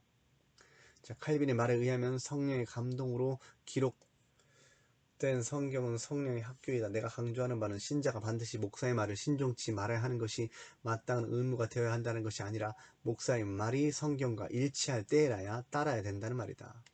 그러나 신자와 목사가 의견이 분분할 때의 경우 책의 내용과 같이 목사님 소신껏 하십시오라고 말해주는 것이 올바르게 말하는 유일한 발언이라고 생각해서는 안 된다고 하는 것이다. 만일 성경과 일치하지 않음에도 불구하고 목사에 대하여 그런 말을 하는 장로들이 있다면 그들은 무책임한 사람들이라고 생각한다. 잠언 24장 26절에 의하면 적당한 말로 대답함은 입맞춤과 같으니라 라고 하였고, 친구의 통책은 충성에서 말미암은 것이나 원수의 잦은 입맞춤은 거짓에서 난 것이니라 라고 하였다. 자, 지금 저는 성경적 근거로 얘기하고 있습니다. 자, 그러므로 목사의 잘못된 발언이나 행동을 수용하지 않는 것이 도리어 목사를 섬기는 귀한 일일 수 있다. 목사가 깨닫지 못하고 악을 행하거나 실수를 행하는 경우가 있으며 진실을 전하기보다는 거짓을 선동하는 경우도 얼마든지 있을 수 있다. 여러분, 목사님이 잘못된 길을 갈 때 기도만 하지 마시고 가서 얘기하셔야 됩니다. 정말 명백하게 잘못된 길을 가고 있다면 용기 내서 가서 얘기해야 됩니다. 여의도 순복음교회 조영기 목사라고 하는 거짓 선자가 그렇게 할 때 어느 하나 나서서 목사님 잘못된 가르침을 하고 있습니다. 그렇게 해서는 안 됩니다. 라고 말하는 사람이 있었는지요? 혹 있었는지 모르겠습니다. 뭐 나중에 나타나긴 했죠. 사건이 터지니까. 그 전에 분명히 여러 차례 말들이 있었을 것입니다. 그러나 얘기는 못하고 있었죠. 얼마나 안타깝습니까? 그런 일들이 비일비재하지 않습니까? 목사일지라도 정부나 이해력의 부족이나 분별력의 부족으로 인해서 성도들을 위태하게 하는 경우도 분명히 있다. 이는 오랜 교회 역사가 또한 증명한다. 만약 이에 대해서 누구든지 그렇지 않을 것이라고 주장한다면 성경에서는 미혹을 받는 것을 주의하라고 자주 말씀하시는 것에 대해서 어떻게 답변하겠는가? 그러므로 어떤 종교적 권위일지라도 그 사람의 선택이 바르지 못한 견해에 대해서 부정적인 견해를 표하는 것을 반드시 잘못된 행위로 인식시켜는 안 되는 것이다. 목사의 잘못된 발언이나 사상에 대해서 침묵하는 것은 목사를 섬기기보다는 도리어 위태하게 하는 것임을 알아야 한다. 이 서적에서는 성도이든지 목사이든지 서로를 섬겨야 한다고 기술하고 있음에도 진정으로 성도를 섬기려면 그들이 잘못된 일을 행할 때에 옳은 말을 해주는 것도 진정으로 섬기는 범주에 포함된다는 사실에 대해서는 말하고 있지 않다. 성경에 의하면 어떤 사람의 길은 보기에 바르나 필경은 사망의 길이라고 하였는데, 여기서 어떤 사람의 범주에 목사라는 직책을 가진 사람이 항상 포함되지 않으라는 법은 없다. 만일 책의 내용과 같이 목사가 이것이 좋지 않겠습니다가 라고 이렇게 제안하였을 때 그것이 좋지 않을 경우에는 언제든지 그것은 검토가 필요합니다. 혹은 그것은 옳지 않은 것 같습니다 라고 말할 수 있어야 한다. 장로가 되실 분들, 장로이신 분들, 제 글을 깊이 헤아려 주십시오. 전 지금 신학대학원생이고 앞으로 목사가 될 사람입니다. 그럼에도 불구하고 이 말을 하는 것입니다. 그렇다고 해서 목사님을 무시하거나 그래서는 안 됩니다. 성경에는 잘 가르치는 자들을 배나 존경할 자로 알라고 하십니다. 그러나 거짓 교사에 대한 분별력은 장로들께서 좀 갖추셔야 되지 않겠습니까? 성도들이 좀 갖춰야 되지 않겠습니까? 이 책에서는 한국교회가 병든 이유를 목사의 권위를 떨어뜨렸기 때문이라고 평가하고 있지만 도리어 그 책의 내용 자체가 한국교회가 병든 이유를 말해주고 있어요. 그렇게 하니까 한국교회가 병이 드는 겁니다. 나는 한편으로는 도리어 어떤 목사들이 근거부실한 말들과 맹목적인 발언들을 신자들이 믿었기 때문이라고 본다. 목사들이 올바른 말을 하지 않았을 때 그냥 맹목적으로 옳습니다. 아멘 할렐루야 목사님 하는 대로 다 하세요. 이렇게 하니까 한국 교회가 망하는 겁니다. 본래 진리 혹은 진실함이라고 하는 것은 서로 밀접한 관계를 갖고 있는데 진실이 없어지면 그곳은 어느 곳이든지 권력과 교묘한 조작만 남게 되는 법이다. 이전에 안녕하세요 성령님이라는 책이 베스트셀러로 팔려나갔던 적이 있었다. 한국교회 많은 사람들이 그 책을 사서 읽고 유명하다 하는 종교 지도자들은 그 책과 사상과 그 책을 쓴 저자를 홍보하며 호평을 하였다. 그러나 그 책은 베니 힌이라고 하는 거짓 선지자의 책일 뿐입니다. 궁극적인 선은 성경이다. 성경의 가르침에 선이 담겨 있습니다. 목사의 행동이나 발언이 될 수 없다. 그런데 우리 교회 장로님들은 다양한 의견을 넣고 토론을 충분히 한다. 하지만 마지막으로 담임 목사가 한 가지를 정리하여 제안하면 그 자리에서 논란을 끝맺는다. 때로는 장로님들과 목사님 생각이 다를지라도 담임 목사가 결론적으로 이것이 좋지 않습니까? 라고 제안하면 더 이상 그것에 대해 토를 달지 않는다라고 하면 이 같은 발언들에 참된 부흥에 기초하는 마음의 자세라고 말하고자 한다면 이는 개신교권의 현대판 교황주의와 무엇이 다르다고 할 수 있겠는가? 이러한 글은 그리스도보다는 목사 의존적 생활을 유도하게 하는 매우 위험한 발언이다. 성도가 가져야만 할 사도적 교리는 믿음, 교훈, 부탁한 것, 진리, 바른말, 전통, 사도들의 가르침 등이라고 할 것이다. 혹 목사의 말이라 할지라도 이에서 벗어나면 교회는 이를 바로잡기 위해 힘써야 할 것이다. 여호와께서는 이스라엘 백성들에게 저러나 우러나 치우치지 말라고 하신다. 다윗이 성적인 간음을 범했을 때에 충고했던 나단이라 이름하는 충직한 종을 기억해야 한다. 목사님이라고 할지라도 가진 잘못된 행동이나 발언들을 얼마든지 할 수 있으며 그러한 사실들이 있다면 장로들이 목사로 하여금 그러한 것들을 소신껏 하도록 독려해서는 안 되며 소신껏 하도록 부추기거나 교회의 분위기를 조장되어져서는 안 된다고 생각한다. 이어서 보겠습니다. 그리고 이 책에서 발견된 내용 가운데 아주 잘못되었다고 생각되어지는 것이 또 하나 있는데 그것은 전도 못함으로 인해서 벌금을 걷는 행위에 대해서 소개되는 것이다. 벌금을 걷는 행위가 부흥에 앞서서 얼마든지 할 수 있을 만한 정당한 행위인 것 같이 여기게 하는 두 가지 요인을 지적하고자 하는데 첫째는 뭐로 가도 서울만 가면 된다라고 하는 안일한 생각이 반영된 것이 아닌가 의심된다는 것이다. 그러나 수단과 가정을 중시하지 않고 어떻게든 목적지에만 도달하면 된다는 이러한 생각은 경계하는 자가 법대로 경계하지 아니하면 승리자의 관을 얻지 못할 것이며 라는 말씀을 통해서 꾸짖음을 받는다. 또 하나는 거저 받았으니 거저 주라는 말씀에 대치되는 것이 아닌가 의심한다는 것인데 이에 대해서 나의 한 경험을 말하고자 한다. 나는 이전에 신천지의 사상을 알기 위해서 그들의 초급반을 들으러 간 적이 있었는데 이는 신천지인들이 자신들이 신천지임을 나에게 밝히며 그들이 강론하는 모임에 참석해서 어떤 문제가 있는지 확인해 보라고 대담성 있게 말하였기 때문이다. 그러므로 본인은 그 강의 현장에 적지 않은 기간 동안 참석하였었다. 그동안 신천지는 본인에게 날마다 칭찬 일색이었고 부정적인 말과 비판적인 말을 하지 말라고 하며 비판적인 말 혹은 부정적인 말을 하면 벌금을 내야 한다고 하였다. 자, 신천지랑 유사하지 않습니까? 교회라는 기관이 벌금을 통해서 사람 돈을 걷어서 살찌우고 그렇게 하는 집단이 아닙니다. 당연히 벌금 같은 것을 거두면 일시적으로 사람들을 움직이게 할 수는 있겠지요. 그러나 벌금을 거두면 거둘수록 또 많이 거두면 많이 거둘수록 그게 액수이든지 간에 횟수이든지 간에 그런 일들을 많이 하면 많이 할수록 교회는 부패케 되고 순결함을 잃어버리는 것입니다. 오늘날 교회들이 그런 일에 골몰해서는 안 되는 것입니다. 그러나 그런 일을 도리어 자랑이라고 소개하고 있습니다. 그렇게 벌금을 거뒀더니 교회가 흥하고 살찌워지고 부흥이 되었다라고 헛된 말을 떠들어대고 있는 것입니다. 그게 교회입니까? 그게 온전한 교회의 모습이라고 할 수 있는 것입니까?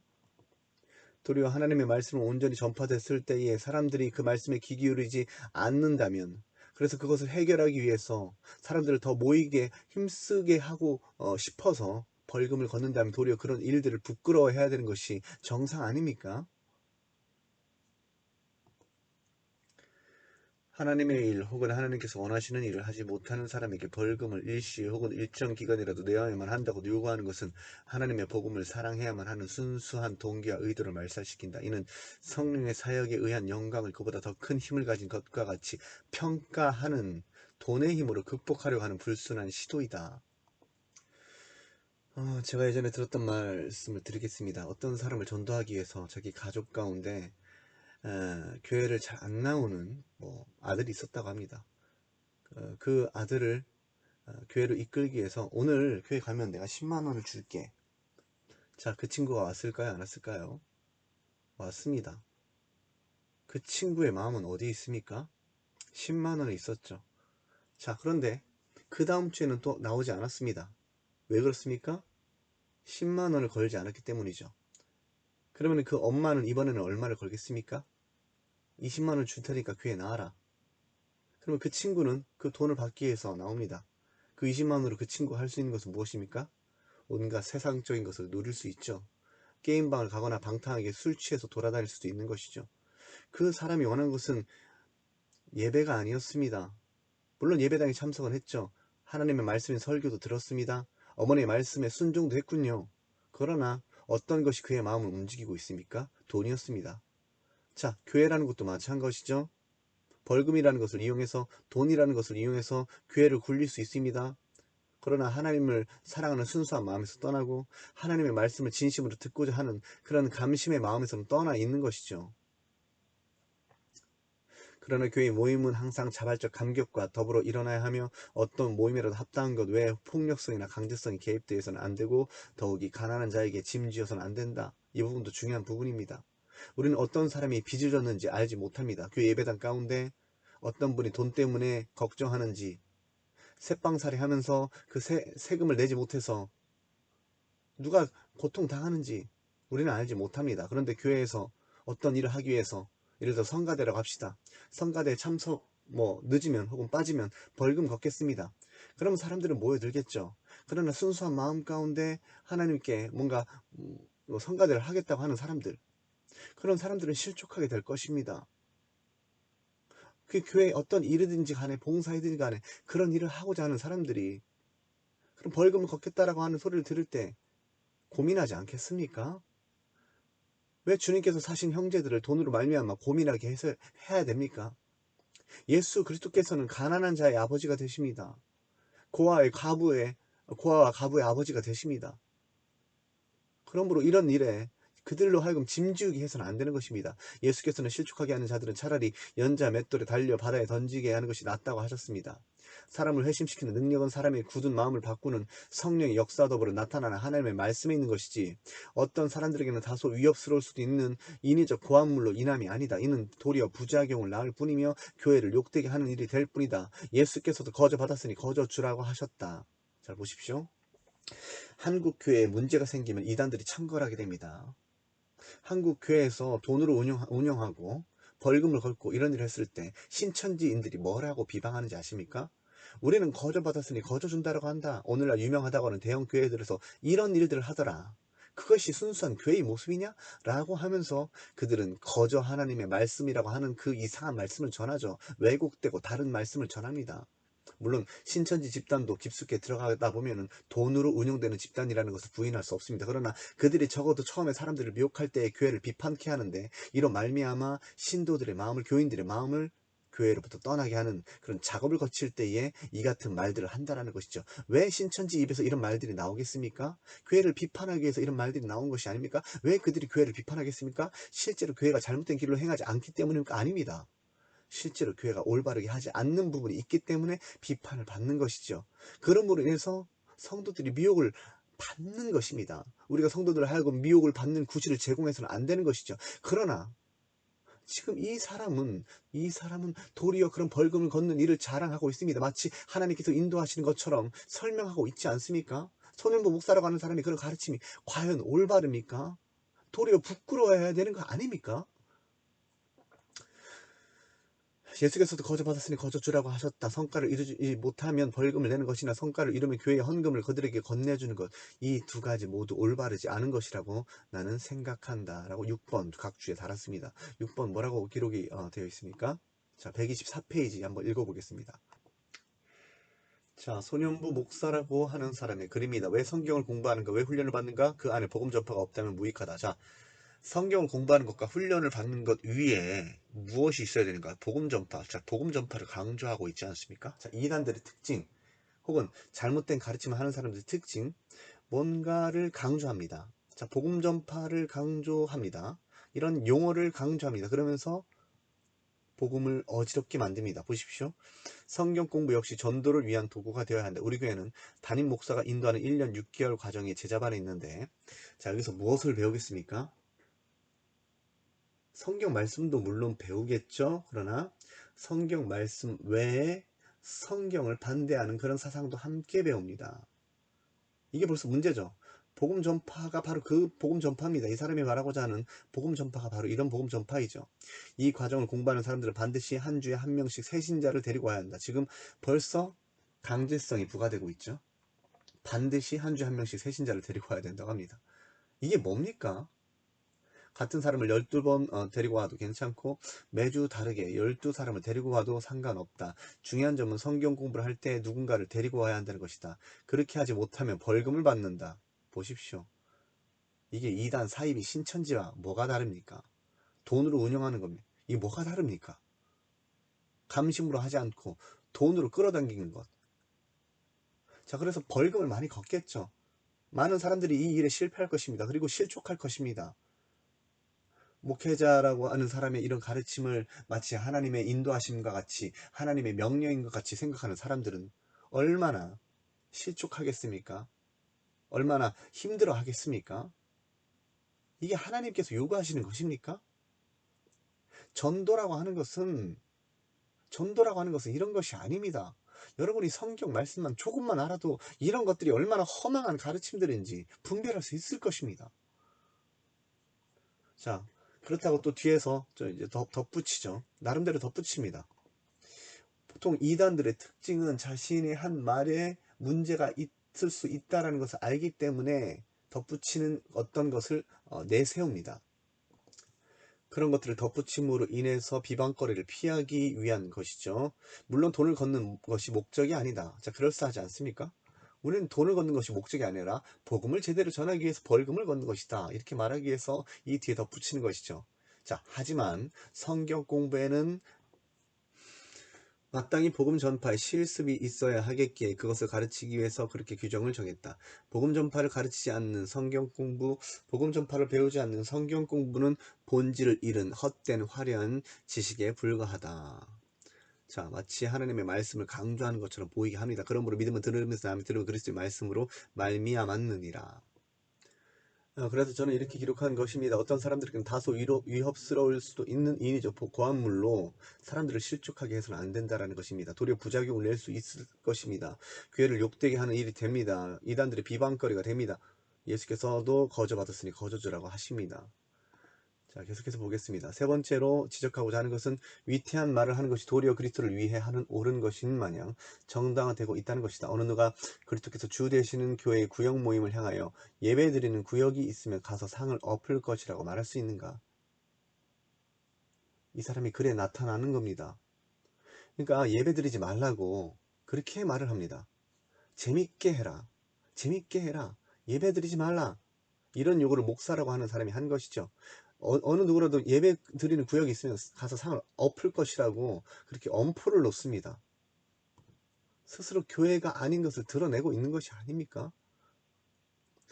이는 오직 예수 그리스도께 드리는 경배의 행위를 강탈하는 행위가 되지 않겠는가? 이는 예외의 가치와 올바른 전통을 짓밟았다는 느낌을 지울 수가 없다. 그러나 이 서적에서는 이와 같은 위태한 발언이 간증담으로 수록된 연유를 재미없는 예배를 극복하기 위한다는 것이 하나의 정당한 명분인 듯이 소개된다.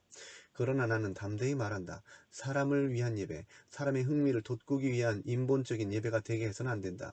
우리는 우리의 욕구 충족이나 쾌락을 위함이 아니요 하나님의 영광을 위한 것이다. 성경은 예배 시에 그러한 요소가 반드시 필요해야만 할 것이라고 약속하지도 않으신다. 물론 예배가 어떤 경우에는 흥미로울 수도 있을 것이다. 그러니까 이 사람의 주장은 재밌게 해야 된다. 교회를 재밌게 만들어야 된다. 라고 강조하면서 심지어는 예배 드리지 말라는 거죠. 예배 드리는 일을 하지 말라고 그렇게 또 요구를 하는 것이죠. 예배가 어떤 경우에는 흥미로울 수도 있다. 나는 그것을 부인하거나 정죄하지는 않는다. 그러나 여기서 재미있다라는 표현을 할 때 그것이 세상적인 만족이나 육체적 욕구를 만족시켜줌으로써 그것을 얻는 의미가 될 때에는 그것이 올바른 예배일 수 없음에 대해서 확신할 수 있다. 우리가 우리끼리 모여서 우리의 쾌락을 위해서 예배당이라고 불리는 장소에서 고스톱을 칠 수도 있고 마피아 게임을 할 수도 있으며 그 외에 인간을 만족시켜주는 여러 프로그램을 위주하여 시간을 보낼 수도 있다. 오늘날 특히 교회에서는 학생들이 청년들이 마피아 게임을 하는데 여러분 주의 깊게 생각해 보십시오. 마피아 게임을 할 때 그것은 거짓말을 하게끔 합니다. 그것이 장난이라도 그리고 어떤 친분을 위해서라도 사람들은 이렇게 사람을 사귀는 것에 관심이 있기 때문에 특히 남녀 관계에 있어서 청년들이 그 이성에 관심이 있는 그런 친구들이 이런 것을 하면서 실제로 친해집니다. 근데 이는 건전한 그런 게임이 아닙니다. 거짓을 연기해야 돼요. 나는 마피아가 아니라고 해야 됩니다. 근데 성경은 그렇게 말씀하시지 않습니다. 거룩하게 부름을 입은 자들은 악은 모양이라도 버리라고 말씀하십니다. 거짓 증거하지 말라고 하십니다. 그것은 재미라도 벗어버려야 되는 것입니다. 그 모양이라도 버려야 되는 것입니다. 그러나 도리어 교회에서 전도사라는 사람이 목사라고 하는 사람이 이것을 하라고 가르치거나 같이 이런 것을 한다면 그것은 올바른 모습이라고 볼 수 없는 것이지요. 그 외에 인간을 만족시켜주는 여러 프로그램 위주의 시간을 보냈을 때 그런 연구로 모임을 갖게 되는 사람들이 날마다 많아질 수 있다. 그릇된 선전가들은 이런 각종 행사들을 예배당에 도입함으로 사람들의 타락한 본성과 기분을 만족시켜주고 이로 인해서 사람들이 많이 모여지는 현상을 보고 부흥이라는 용어를 경솔히 사용하여 굳이 끼워 맞추기를 좋아하겠지만 성경 말씀에 의하면 그것은 참된 의미에서 부흥이 아니라 도리어 화 있을진저 외식하는 서기관들과 바리새인들이여 너희는 천국 문을 사람들 앞에서 닫고 너희도 들어가지 않고 들어가려 하는 자도 들어가지 못하게 하는 도다라는 예수 그리스도의 말씀을 그 어미로운 말씀을 듣기에 빠른 어둔한 행위일 뿐이라고 생각한다.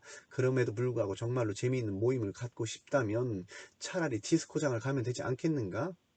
그러나 하나님의 음성을 듣는 우리는 예배 때마다 죄에 대한 책망을 받고 양심의 가책을 느껴야 하며 상하고 가난한 심령과 주께 회개하는 마음으로 서서 참된 기쁨을 회복해야 한다. 그것이 마음이 상한 자를 고치시는 하나님 앞에 참된 예배이며 참된 부흥이 된다. 나는 한 번 더 예배드리는 구역이 있으면 가서 상을 엎을 것이라고 엄포를 놓는 사람의 발언이 올바른 목회를 하는 사람의 입에서 나오는 발언이라고 인정하기가 매우 어렵다. 인정할 수 없습니다. 올바른 목회자라고 절대 인정할 수가 없어요. 이것은 올바른 그런 가르침이 아닙니다. 그런데 이런 사람에게 하나님의 음성을 듣는다고 하니 어찌 믿을 수 있겠습니까? 하나님의 거룩함을 추구하는 사람들도 하나님의 음성을 듣지 않습니다. 거의 듣는 경우가 없어요. 그런데 이런 사람들이야말로 하나님의 음성을 아주 자주 듣더군요. 헛된 가르침을 하는 사람들은 항상 하나님의 음성을 들어요. 이상하지 않습니까?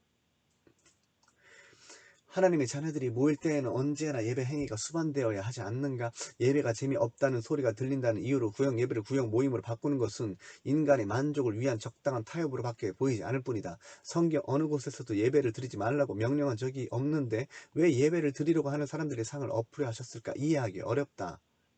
예수님께서 아마 이렇게 하셨을까요? 예수님께서 예배 드리는 곳 재밌게 바꿔라. 구역 예배를 구역 모임으로 바꿔라. 만약 구역 예배를 드리는 자가 있다면 상을 엎어버릴 것이다.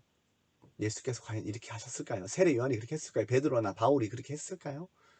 여러분, 분별이 되십니까? 이런 서적들이 불티나게 팔리는 이유가 무엇이고, 이런 서적들을 사람들이 예수를 믿는다고 하는 사람들이 선물로 주고 받는 이유가 무엇입니까? 간증담이라는 이유로? 부흥이라고 하는 것이 이루어졌다는 이유로? 거짓 부흥인데요. 그건 부흥이 아닙니다. 수적 흥황이 곧 부흥을 말하는 것이 아니란 말입니다. 이해하기 어렵다. 결국은 교회가 급속히 성장하게 된 이유에 대해 예배 대신 식탁 교제를 대체함과 간증하는 시간을 두었기 때문이라고 설명된다. 그 외에도 이 책에는 부흥을 위해서 예배를 단축시키거나 예배 절차를 편의 위주로 간소화시키고 간증을 위주하였다고 하나 옳지 못한 처사라고 생각한다. 그러니까 간증 위주로 예배를 바꿨다라는 거예요. 그렇게 변경시켰다는 겁니다. 예배의 목적은 각 개인의 주관적인 해석이 담긴 경험담을 전수하는 행위에 있는 것이 아니라 하나님의 말씀을 전달함과 그대로 받음에 있다. 목회자가 하나님의 말씀을 해석하고 준비하는 그런 일들을 소홀히 여기기 때문에 간증을 위주하는 것입니다. 물론 예배당에서 간증하는 것 자체를 정죄할 수 없습니다. 때로는 정말로 하나님께서 허락하신 귀한 간증이 있을 수 있죠. 그러나 오늘날 간증을 남발하는 그런 교회들, 특히 대형교회에서 행해지는 이런 것들, 특히 오륜교회, 다니엘 기도에서 행해지는 그런 것들 보면은 올바르지 않은 불건전하나 신비주의 사상이 섞여 있는 것들이 많고, 너무나도 주관적이고, 너무나도 기복적이고, 너무나도 물질적이고 자기 해석적인 것들이 많습니다. 하나님께서 인도하시지 않은 것을 하나님의 음성을 들었다고 하면서 헛되게 발언하는 그런 발언들이 끊이지 않고 있습니다. 예배의 목적은 각 개인의 주관적 해석이 담긴 경험담을 전수하는 행위에 있는 것이 아니라 하나님의 말씀을 전달함과 그대로 받음에 있다. 또한 부정적인 말들을 교회로부터 사라지게 하는 것이 마치 하나님의 교회가 성장하는 동력이 되는 듯이 서술되지만, 긍정적이고 수긍적인 말들로만 대화를 치장하며 교류하는 것이 예배의 목적이 되어서는 안 됨은 분명하다. 신천지 집단에서 이것을 굉장히 강조합니다. 신천지 집단도 긍정적인 말을 하라고 하고, 만약에 부정적인 말을 하면 돼지 저금통에 돈을 내라고 말합니다. 벌금을 내라고 해요. 긍정적이라는 말이 선한 것을 의미하지 않습니다. 긍정적이라는 말이 하나님의 약속과 이꼬르가 아니라는 겁니다. 오늘날 한국교회 이런 것들만 퍼져가지고 사람들을 미혹하고 있는데, 특히 거짓 선지자들의 하나님의 음성을 들었다고 하면서 이런 것들을 나열하니, 그런 가르침에 속는 자들도, 그것을 가르치는 자들도 너무나도 불쌍하고 안타깝습니다. 성경은 긍정적인 말을 하는 것이 바른 예배가 될 것이라고 가르치지 않는다. 기독교는 단지 경험을 예배하는 종교가 아니며, 순전히 사적인 경험을 얘기하는 것도 아니고, 교회 카운터에서 할인되어져 판매되는 모종의 상품도 아니다. 그러나 이런 왜곡된 생각이 설교자라 일컬어짐을 받는 사람들에게 영향을 주고 있으며, 어떤 사람들의 형편없는 믿음과 행실의 원인이 되고 있다. 나는 이 책이 그 중에 하나인 것 같이 여겨지므로 안타까워한다. 마지막 결심입니다. 나는 이 책을 읽으면서 성경적인 방식대로 흐트러짐 없이 복음을 전해야 할 필요성에 대해서 더욱 절감하게 됩니다. 그 책을 반면교사로 삼게 됩니다. 그런 책을 내는 헛하는 사람들을, 헛하는 말을 하는 사람들을 분별하게 됩니다. 예배당이라는 장소를 이용하여 타락한 본성을 소유한 사람들이 보편적으로 원하는 분위기 형성을 통해 사람의 구색을 맞추기보다는 진리 지식을 명확히 선언하는 것, 그리고 무엇보다도 죄로 인해서 영원히 죽게 될 사람들에게 약속 없이 제시되는 막연한 소망을 선언하기보다는 꾸밈 없는 복음을 전파해야만 한다고 다시금 다짐해 본다. 세례 요한과 예수는 모두 회개하라, 천국이 가까이 왔느니라 라고 외쳤다. 그 복음의 외침은 오늘날 재미있음을 사모하여 이 세상을 사랑할 수밖에 없는 자들을 바꾸어 경건한 예배에 불러 모으는 매우 유용하고도 유일한 수단이라고 생각하게 되면서, 때를 얻든지 못 얻든지 복음을 전하기에 힘써야 된다고 결심하게 된다. 기도합니다. 하나님 아버지, 우리 주변에 허황된 말들과 서적들이 많이 있습니다. 그런 것들을 분별할 수 있는 지혜를 주시되, 오직 기록된 성경 말씀을 통해서 깨우침을 주시옵소서. 목회자들이 미혹을 받고 있습니다. 특히 거짓 선지자들의 충동을 받고 있습니다. 주님께서는 말씀하시기를 교만한 자들이 넘어질 것이라고 말씀하셨습니다. 하나님, 우리가 늘 주님 앞에 겸손한 자가 되게 하여 주시고, 그래서 하나님의 음성이 아닌 다른 음성에 이끌리지 않게 하시며, 하나님의 인도하심이 아닌 것에 하나님의 인도하심이라고 그렇게 발언하고 돌아다니는 우리의 모습이 되지 않게 하옵소서. 진리와 거짓을 분별하며 참된 것과 거짓된 것을 분별할 수 있도록 지혜를 허락하여 주시옵소서. 거룩하신 예수님의 이름으로 기도합니다. 아멘.